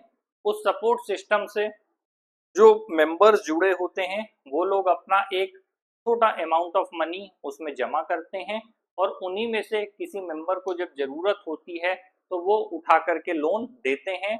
और as per compare to money lenders उनका जो रेट है इंटरेस्ट का वो कम होता है। वो एक अलग बात है कि हो सकता है बैंक से थोड़ा ज्यादा हो, यहाँ पर ये देखना होगा। तो अलग अलग तरह के कोऑपरेटिव्स का मतलब ही है कई लोगों ने मिलकर के एक समूह बना लिया, लोग आपस में इकट्ठा हो गए, उन्होंने एक समूह टाइप बना लिया, और जब वो एक ग्रुप बना लिया तो एक दूसरे की मदद में वो काम करते रहते हैं। जैसे फार्मर्स कोऑपरेटिव्स हो गए, वीवर्स कोऑपरेटिव्स हो गए, इंडस्ट्रियल वर्कर कोऑपरेटिव्स हो गए। इसी तरह अलग अलग तरह के जो ग्रुप हैं, समूह हैं, कि भाई हम इस चीज से कहीं भी समाज में लोग अपने आप को किसी न किसी चीज से एसोसिएट करते हैं। धर्म के लोग अपने को धर्म से, अध्यात्म के लोग अध्यात्म से, तो ठीक उसी तरह कृषि वाले लोग कृषि से करते हैं। उनके अलग अपने संघ और संगठन बने होते हैं। जो कर्मचारी वर्ग है वो अपना अलग संघ बनाता है, शिक्षक वाले अलग संघ बनाते हैं। तो हमेशा किसी न किसी संघ से व्यक्ति जुड़ा होता है। तो जब ऐसी बातें होती हैं तो स्वाभाविक सी बात है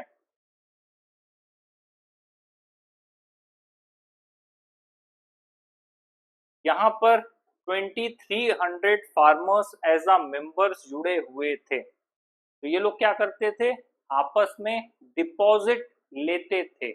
जब 2300 मेंबर आपके जुड़े हुए हैं और ये सबसे डिपॉजिट्स लेंगे तो अल्टीमेटली ये लोग क्या करते थे, सबसे डिपॉजिट लिए, डिपॉजिट इकट्ठा हो गया और उस डिपॉजिट को ये कोऑपरेटिव बैंक से लोन ले लेते थे। मतलब समझिए, सिंपल वे में बैंक से किसी व्यक्ति को लोन चाहिए तो उसे कोलेट्रल चाहिए। तो जितना बड़ा कोलेट्रल होगा उतना ज्यादा आप लोन ले सकते हैं। ऐसा नहीं हो सकता कि आपके पास अगर कोलेट्रल ही नहीं है, मान लीजिए मेरे पास कुछ भी नहीं है और मैं जाकर बैंक से कहूँ कि मुझे 10 लाख 20 लाख दे दो, तो वो नहीं देगा। और मान लीजिए मेरे पास एक छोटा जमीन का टुकड़ा है और मैं कहूँ 10 लाख दे दो, दे देंगे। लेकिन अब छोटा जमीन का टुकड़ा है और मैं जाके कहूँ कि मुझे 1 करोड़ दे दो, वो नहीं देंगे।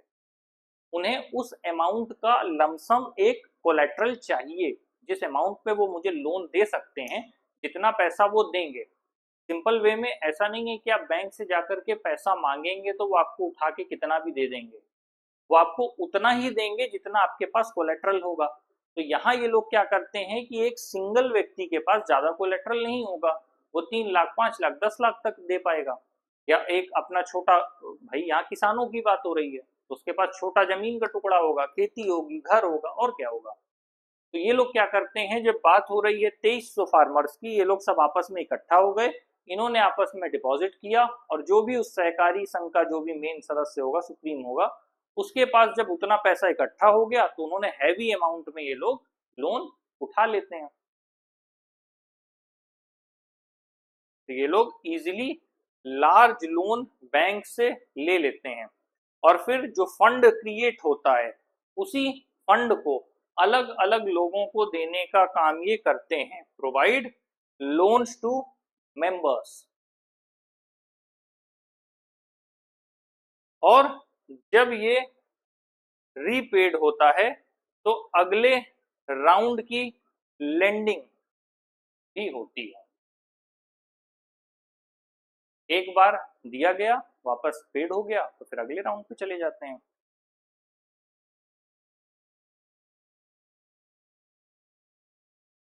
साथ ही जब बात होती है कृषक कोऑपरेटिव, पहले भी कहा गया था, जब भी ग्रामीण क्षेत्र की बात होगी तो कृषि से संबंधित आगतों की जरूरत होती है, जिसे हम एग्रीकल्चरल इनपुट कहते हैं।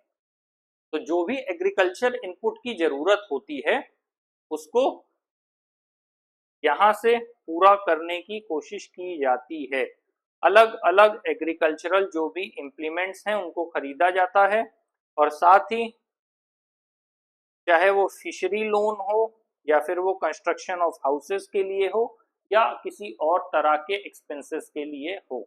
जब आप ग्रामीण क्षेत्र की बात कर रहे हैं तो स्वाभाविक सी बात है कि आपको अलग अलग तरह की चीजों के लिए जरूरत होगी। कहीं कहीं पशुपालन के साथ साथ मत्स्य पालन भी किया जाता है, तो उस मत्स्य पालन के लिए जब आपको जरूरत होगी तो ऑब्वियस सी बात है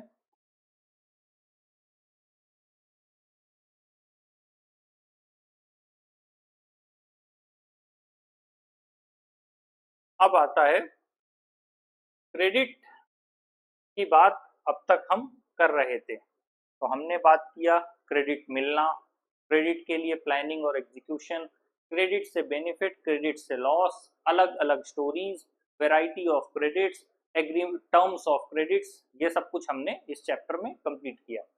अब हम देख रहे हैं फॉर्मल सेक्टर और इनफॉर्मल सेक्टर क्या होता है। ठीक है, तो जब हम इन सेक्टर्स की बात कर रहे हैं तो सोर्सेस ऑफ क्रेडिट, पैसा रूरल इंडिया में कहां कहां से आता है, ये चीज आपको समझना होगा। जब भी आप देश को समझने की कोशिश कर रहे हैं, आपको पता होना चाहिए बजट, प्रति व्यक्ति आय, राष्ट्रीय आय, सकल घरेलू उत्पाद, इंग्लिश में इसी को per capita income, national income, GDP बोलते हैं। तो आपको ये चीजें पता होनी चाहिए। तो जब आप नगरीय क्षेत्र के बजट को देख रहे हैं, अगर आप नगर के विस्तार की बात कर रहे हैं, तो आपके पास एक आइडिया होता है, एक प्लान होता है कि एक नगर है तो उसके विस्तार के लिए आपको क्या चाहिए। मैं अभी बना रही ना, लेकिन आप सिंपल वे में मान लीजिए ये उत्तर प्रदेश है, तो आपको पता होता है कि इसके 75 जिले हैं।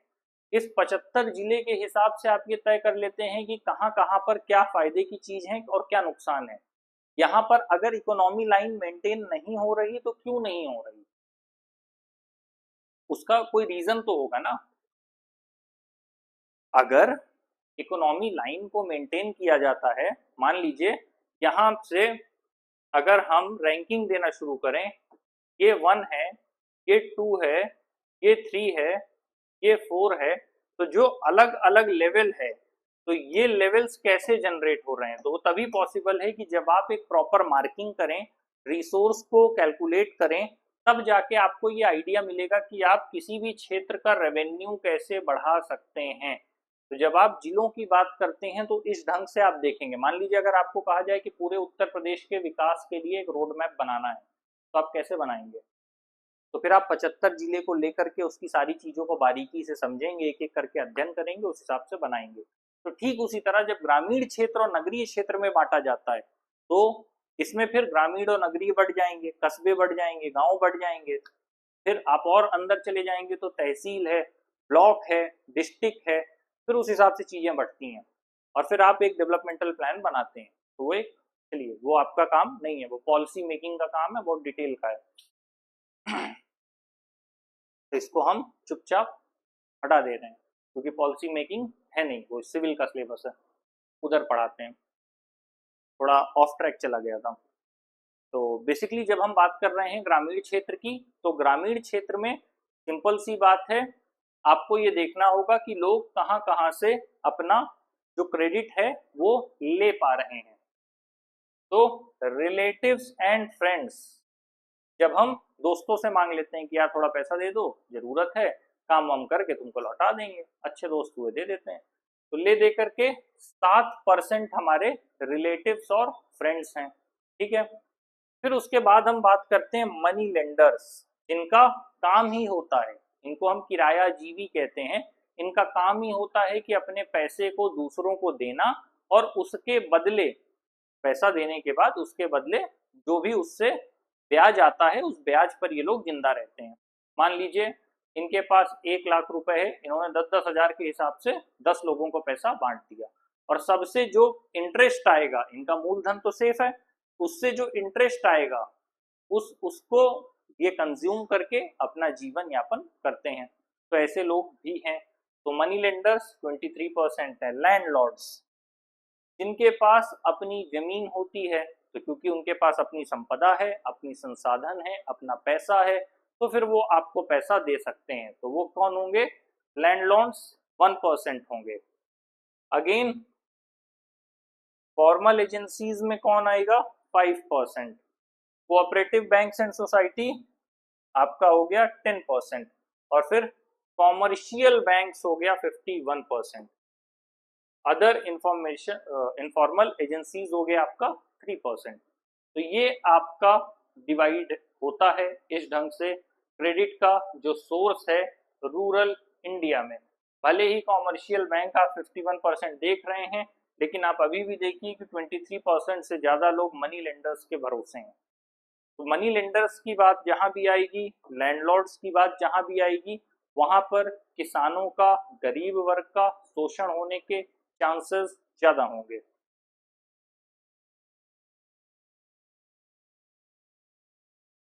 तो जो फॉर्मल सेक्टर और इनफॉर्मल सेक्टर है, फॉर्मल सेक्टर के जो भी लोन्स होंगे वो कहां से होंगे? बैंक से होंगे, कोऑपरेटिव से होंगे।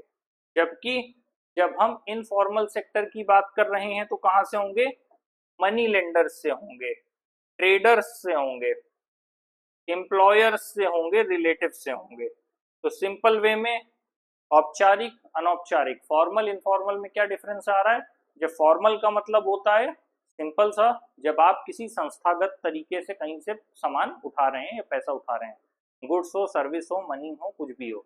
लेकिन इनफॉर्मल कहाँ पर आ जाएगा? जहां पर आप किसी भी गैर संस्थागत या सरकार द्वारा अधिकृत व्यक्ति नहीं होता है, उससे पैसा उठा रहे हैं, तो वो आपका अनौपचारिक क्षेत्र में आ जाएगा।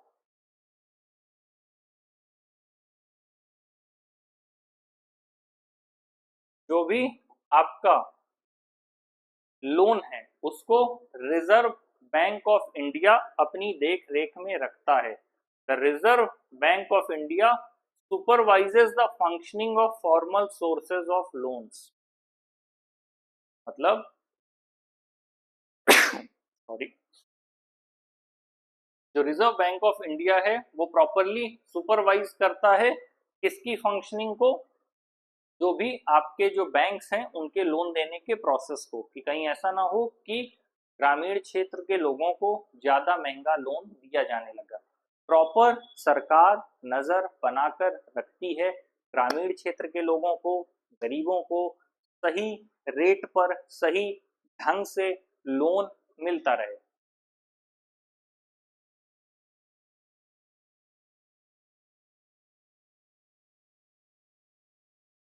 साथ ही बैंक हमेशा मिनिमम कैश बैलेंस को मेंटेन रखती है। किस लिए? क्योंकि जो उनको दिया जाता है, मतलब जो भी डिपॉजिट बैंक्स रिसीव करते हैं उसमें एक मिनिमम बैलेंस का जो कैश है वो हमेशा मेंटेन रखा जाता है। और आरबीआई मॉनिटर करती है कि क्यों भाई रख रहे हो या नहीं, पता चले कि डिपॉजिट आ रहा है चाप के जितना आ रहा है सबका सब आपने बांट दिया। तो आरबीआई भी प्रॉपर इस बात पर नजर रखता है कि बैंक्स को जो भी डिपॉजिट मिल रहा है उसका मिनिमम अकाउंट वो अपने बैलेंस में रख रहे हैं कि नहीं। और आरबीआई ध्यान देता है कि जो भी बैंक्स हैं वो एक प्रॉफिट मेकिंग बिजनेस ना बन जाए। मतलब बैंक का काम केवल ट्रेड करना या प्रॉफिट कमाना नहीं है। बैंकों की स्थापना का उद्देश्य है कि आम आदमी के जीवन में जो तरलता की कमी है, जो लिक्विडिटी की कमी है, जो पैसे की कमी है, उसकी पूर्ति की जा सके। बैंक इसलिए नहीं है कि वो आपसे फायदा कमाएगा सिर्फ, बैंक का उद्देश्य ही है कि आम आदमी के जीवन को सुचारू रूप से चलाया जा सके।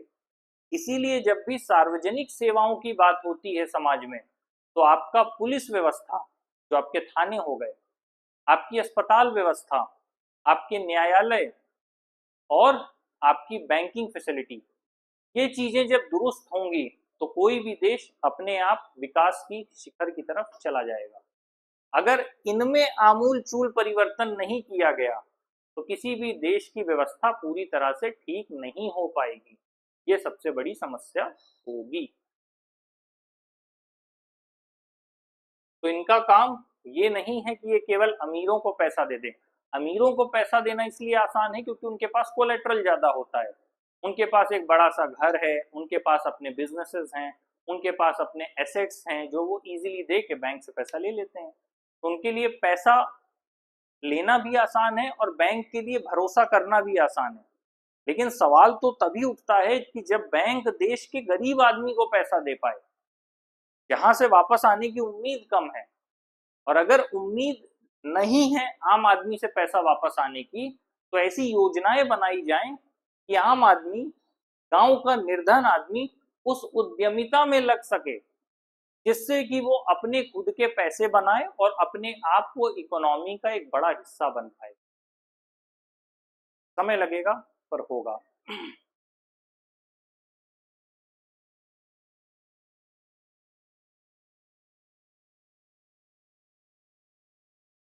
साथ ही बैंक्स को इंफॉर्मेशन सबमिट करना होता है कि उन्होंने कितना पैसा किसको दिया, किस वर्ग के व्यक्ति को गया, उससे कितना इंटरेस्ट रेट लगाया, कितना बचा, सारी जो रिपोर्ट है प्रॉपर आरबीआई को भेजी जाती है बैंक्स के द्वारा।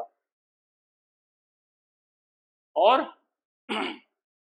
जब भी इनफॉर्मल सेक्टर की बात होती है तो इनफॉर्मल सेक्टर में कोई भी संस्था इस बात के ध्यान देने के लिए उपलब्ध नहीं होती है कि आपने कितना पैसा किसको दिया, किस इंटरेस्ट रेट पे दिया, क्या परिस्थितियां रहीं, कुछ भी नहीं ध्यान दिया जाता है। तो यही फर्क है फॉर्मल सेक्टर और इनफॉर्मल सेक्टर में,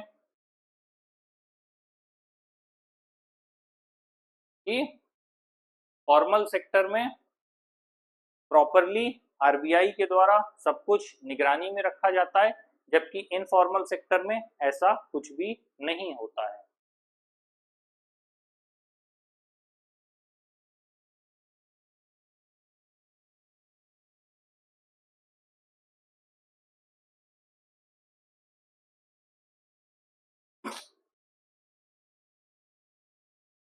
और जब भी कंपैरिजन किया जाए फॉर्मल लेंडर और इनफॉर्मल लेंडर्स की, तो जो फॉर्मल लेंडर्स हैं वो हमेशा वो जनहित, जन कल्याण को देखकर काम करते हैं, क्योंकि अभी मैंने वही बात बताई कि आरबीआई ऊपर बैठा हुआ है जो प्रॉपर मॉनिटर करता है बैंक्स को। तो जो फॉर्मल सेक्टर है, ऐसे में वहां पर जो भी पैसा दिया जाता है वो एक निगरानी के तंत्र के तहत काम करता है। लेकिन इनफॉर्मल में वो आपको कितना भी रेट बता सकते हैं, कितना भी इंटरेस्ट दे सकते हैं, कितना भी पैसा ले सकते हैं। तो ऐसे में आपको कुछ भी पता नहीं होगा। तो जब भी आप इनफॉर्मल सेक्टर से पैसा उठाएंगे तो जो उसका इंटरेस्ट रेट है वो काफी ज्यादा हाई होगा।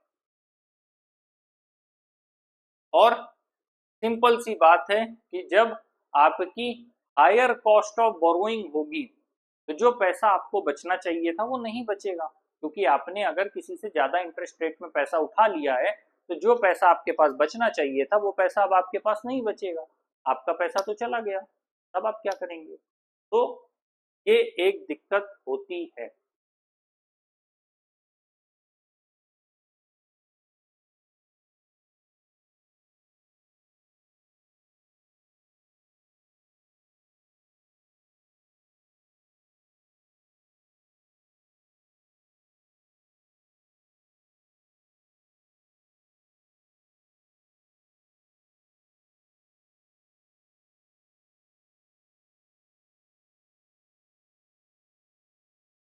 और ऐसे में जब आपका ज्यादा पैसा इंटरेस्ट में चला गया, उनको पैसा रिटर्न करने में चला गया, प्रिंसिपल अमाउंट में चला गया, तो जो पैसा आपके पास बचेगा वो अल्टीमेटली काफी कम होगा। इसीलिए लोग धीरे धीरे बैंक्स और कोऑपरेटिव सोसाइटीज की तरफ मुड़ने लगे हैं, ताकि अपनी विभिन्न तरीकों की जरूरतों की पूर्ति के लिए वो बैंक की तरफ देखते हैं, जिससे कि उनकी जेब में ज्यादा पैसा बच सके और वो सस्ते में अपना ये पूरा प्रोसेस निपटा सकें। और जब भी इस तरह की बातें होती हैं तो उसमें फॉर्मल और informal sources of credit for people in urban areas, अभी तक हम रूरल एरिया में क्रेडिट को देख रहे थे, तो रूरल एरिया में जो क्रेडिट है वो बेसिकली एग्रीकल्चर के सेक्टर में ही जा रहा था। अब हम अर्बन एरिया की तरफ आ रहे हैं। अर्बन एरिया का मतलब है यहाँ पर लोग 4 पार्ट्स में डिवाइडेड होते हैं, फ्रॉम पुअर टू रिच। यहाँ पर अलग अलग तरीके से लोग डिवाइडेड होते हैं। अब ये यहाँ पर मैप दिया गया है, ग्राफ दिया है, उसके हिसाब से आप समझ लिया कि कितने लोग फॉर्मल जगहों से लोन लेते हैं और कितने लोग इनफॉर्मल जगह से लोन लेते हैं। अभी हमने जो भी बातचीत की वो रूरल एरिया की थी कि रूरल एरिया में लोग ज़्यादा पढ़े लिखे नहीं होते, वहाँ की स्थिति थोड़ा डिफरेंट होती है। लोग बैंक की बजाय थोड़ा ज़्यादा प्रमोट करते हैं मनी लेंडर से पैसा उठाना, क्योंकि वहाँ पर कोलेट्रल नहीं मांगते, वहाँ पर रिटन एग्रीमेंट्स का झंझट नहीं है और लोग लिखा पढ़ी से डरते हैं। अब यहाँ पर कह रहा है अर्बन हाउस होल्ड लोन कहाँ से लेना पसंद करते हैं, तो जो पुअर हाउस होल्ड्स हैं, ये अर्बन एरिया की बात हो रही है। पुअर हाउस होल्ड्स में 54% जो हैं वो इनफॉर्मल सेक्टर से ले रहे हैं, 46% जो है फॉर्मल सेक्टर से। तो मतलब कहीं ना कहीं अभी फॉर्मल सेक्टर भी 50% की तरफ अर्बन एरिया में भी नहीं आ पाया है। अगेन वही समस्या आती है कागजी कार्यवाही वाली, जिसकी वजह से लोगों को प्रॉब्लम होती है।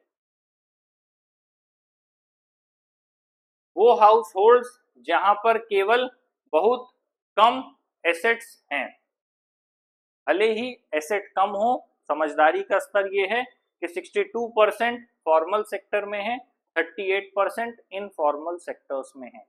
और जहां पर अच्छे हाउस होल्ड्स की बात किया जाए तो 73% फॉर्मल सेक्टर में है, 27% इनफॉर्मल सेक्टर में है। और जब रिच हाउस होल्ड्स, अमीर लोग जल्दी इधर उधर से पैसा नहीं उठाते, वो अपने काम के लिए सीधे बैंक से पैसा उठाते हैं, काम करते हैं, दे देते हैं, फुर्सत हो जाते हैं। तो यहाँ पर केवल 70% इनफॉर्मल सेक्टर है, 83% फॉर्मल सेक्टर है। तो यहाँ पर भी आप एक चीज नोटिस करिए कि केवल पुअर हाउस होल्ड में इनफॉर्मल सेक्टर ज्यादा है। तो कहीं ना कहीं ये एसेट्स और कोलेट्रल से ज्यादा लोगों के पढ़े लिखे कम होने और बैंक के द्वारा कागजी कार्यवाही में ज्यादा उलझाने की वजह से है। जब धीरे धीरे बैंक का जो प्रोसेस है वो जितना आसान होता चला जाएगा, लोग उतना फॉर्मल सेक्टर की तरफ जाने लगेंगे, क्योंकि फॉर्मल सेक्टर में फायदा ज्यादा है। अब वो डिपेंड करता है कि समय के साथ कुछ डिजिटल प्रोसेस किया जाए या फिर चीजों को और थोड़ा आसान बनाया जाए।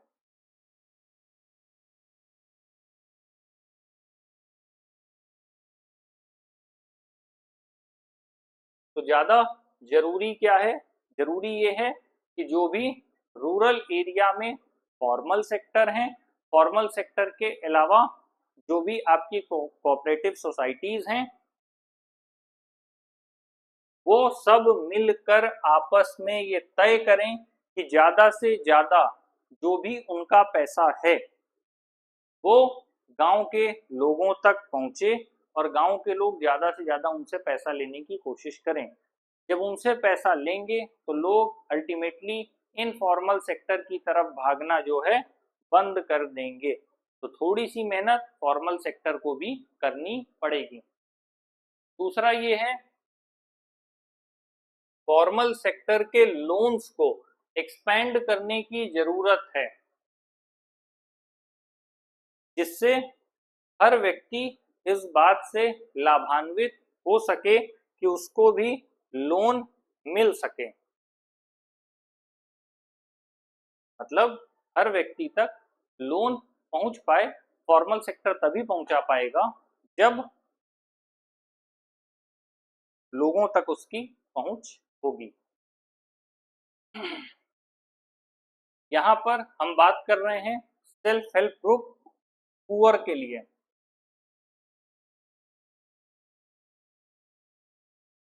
ऑब्वियस सी बात है, रिच क्लास को तो जरूरत नहीं होगी क्योंकि उनके पास अपने पैसे हैं।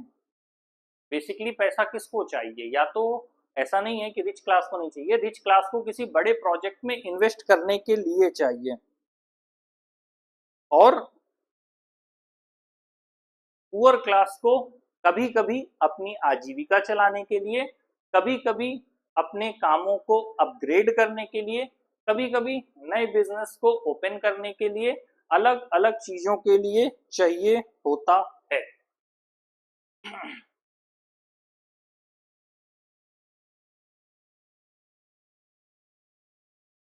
बेसिकली विदाउट कोलेट्रल पैसा दे पाना काफी मुश्किल होता है, और यही दिक्कत लोगों को रोकने का काम करती है।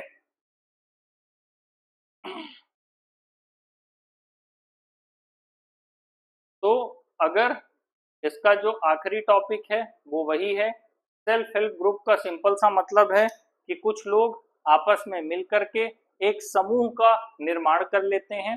उस समूह का मुख्य मकसद यही होता है, जैसे आपने कोऑपरेटिव सोसाइटीज देखा, वैसे ही सेल्फ हेल्प ग्रुप का सिंपल सा मतलब है कि आपस में कुछ लोगों ने मिलकर एक ग्रुप बनाया, जिससे जहां पर वो एक दूसरे से पैसे का लेन देन कर सकते हैं।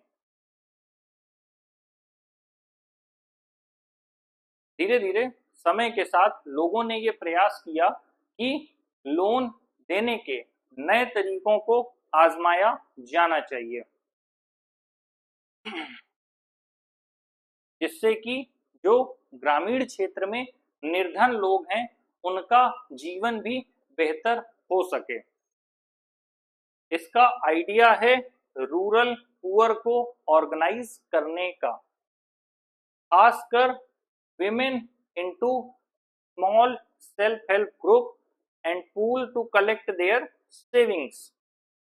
क्योंकि पुरुष आर्थिक अवसरों की तलाश में, in search of some better economic opportunities, men migrate कर जाते हैं ग्रामीण क्षेत्र से रूरल एरियाज से अर्बन एरियाज में। तो जो पीछे रह जाती हैं वो है महिलाएं। महिलाओं को अपना जीवन बेहतर बनाने के लिए जरूरत होती है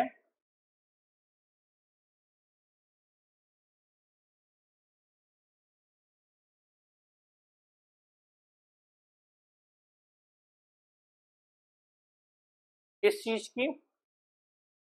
इकोनॉमी की, फाइनेंस की। तो वो पैसा कैसे आएगा? आपस में ये लोग एक ग्रुप बनाते हैं और रेगुलरली सेविंग करते हैं, वो पर मेंबर 25 रुपीज से 100 रुपीज भी हो सकता है। आप इसे शहर के हिसाब से मत देखिएगा कि 100 रुपए का आप एक बर्गर खा लेते हैं। ग्रामीण क्षेत्र के हिसाब से ये धनराशि आज भी बड़ी है। 25 से 100 रुपए के बीच महिलाएं आपस में मिल करके सेविंग्स करती हैं, जिससे कि वो अपनी लाइफ को बेटर बना पाएं।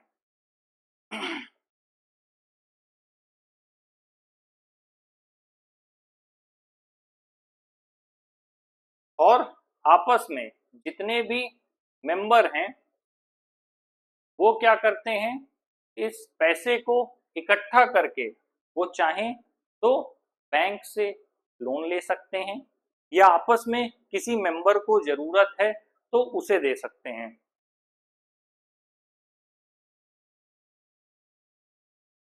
जब ये आपस में पैसा देते हैं तो फर्क ये है कि बाहर से जब आप पैसा लेंगे तो उसका जो इंटरेस्ट रेट है वो बहुत हाई होता है, लेकिन जब सेल्फ हेल्प ग्रुप में आपको खुद ही दिया गया, मान लीजिए सब लोगों ने पैसा इकट्ठा किया, उसमें से किसी 2 लोग को जरूरत थी, उसको पैसा दिया गया, तो उस पैसा देने के क्रम में क्या हुआ, उस पैसा देने के क्रम में उसका जो रेट है वो बहुत हाई नहीं रखा गया, तो ऐसे में बचत हुई। अगर वही पैसा मनी लेंडर से लेने जाते तो महंगा पड़ता। अब यहाँ पर क्या है कि आपने किसी व्यक्ति से आपस में एक ग्रुप बनाया, उस ग्रुप से लिया, तो as per comparison to money lender आपको वो चीज सस्ती पड़ी, और जरूरत पड़ी तो सारा ग्रुप के लोग मिल करके आपस में बैंक के पास जा सकते हैं, अपना कोलेटरल लगा सकते हैं और थोड़ा ज्यादा पैसा ले सकते हैं, जिससे कि वो अपने जीवन की छोटी छोटी समस्याओं को पूरा कर सकें। ये जो पीछे आपको फोटो दिख रही है वो इसी चीज की है कि गांव में लोग बैठे हुए हैं और वो लोग आपस में इसी चीज को लेकर के डिस्कशन कर रहे हैं कि अपनी इकोनॉमी को, फाइनेंशियल हेल्थ को कैसे अच्छा बनाया जा पाए, अगली बार जब हम खेती करें तो वहां से कैसे ज्यादा से ज्यादा प्रोडक्शन ले सकें और कैसे मशीन्स और इक्विपमेंट्स को अपने एग्रीकल्चर में यूटिलाइज करें कि हमारा जो आउटपुट है वो बेटर से बेटर हो सके।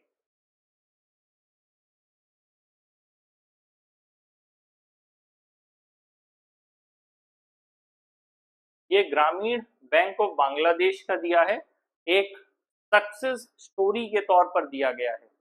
जब हम कभी समूह के तौर पर या व्यक्तिगत तौर पर अपने बनी बनाई लीक या परंपरा से हट करके कुछ नया करने की कोशिश करते हैं तो हम एक पहली कीमत चुकाते हैं, उसे हम कहते हैं एम्बेरसमेंट। हमेशा याद रखिए, जब आप कोई नया काम शुरू करने जाएंगे तो आपको आलोचना, विवेचना, समीक्षा, इनका सामना करना पड़ेगा और आपको एम्बेरस किया जाएगा कि आपने ये नया काम करने की हिम्मत की है।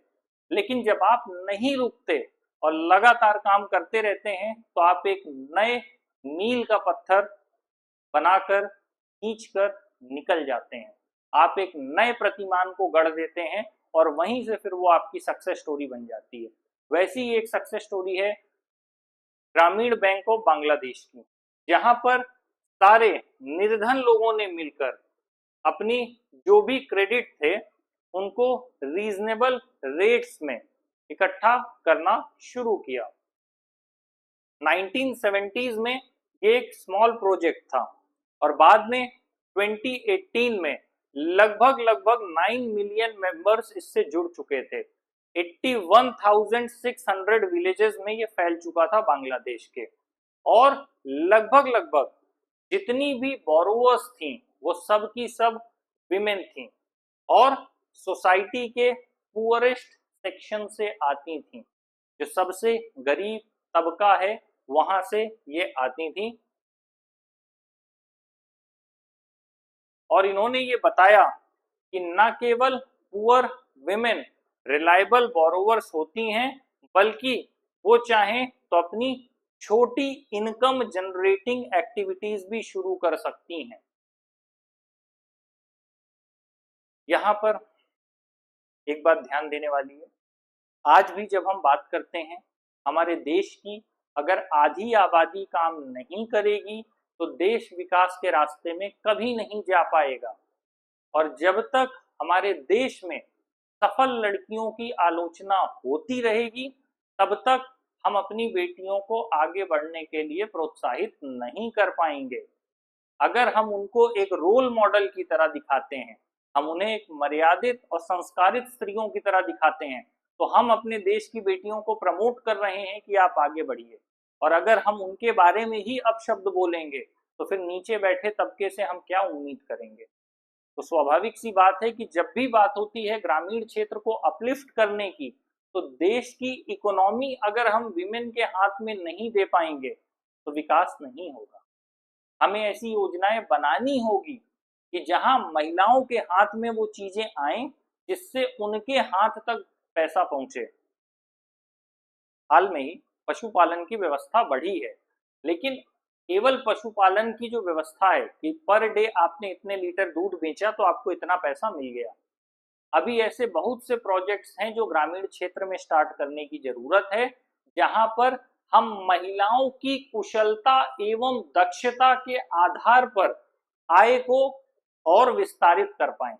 मतलब इन अ सिंपल वे, विमेन के पास जो टैलेंट है उसको प्रिजर्व करके, उससे काम करा के, उससे इनकम को जनरेट करें और उन प्रोडक्ट्स को सेल करें मार्केट में, जिससे कि ज्यादा से ज्यादा पैसा ग्रामीण क्षेत्र में रहने वाली महिलाओं के हाथ में पहुंचे। तो ये फ्यूचरिस्टिक प्लान है, देखा जाएगा। इस पे काम लगातार चलते रहते हैं, लगातार नई स्कीम्स आती हैं, पॉलिसीज आती हैं, लेकिन जो आपने ये देखा वो तभी पॉसिबल हो पाया जब लोग एकजुट होकर के ग्रामीण क्षेत्र को बदलने का प्रयास किए।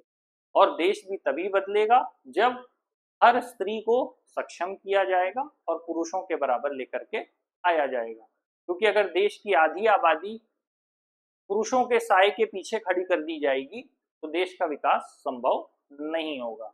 तो अगर इस पूरे चैप्टर को हम सम अप करें तो हमने अब तक पढ़ा क्रेडिट, उसमें फिर टाइप्स ऑफ क्रेडिट, उसमें आपकी टर्म्स ऑफ क्रेडिट हो गया, और उसमें वैरायटी या ways of how you are managing credit, इन सारी चीजों को हमने पढ़ा। और ये चैप्टर हमारा यहाँ पर कंप्लीट हो रहा है। कोई भी शक शुबा हो तो आप सवाल पूछ सकते हैं। Thank you.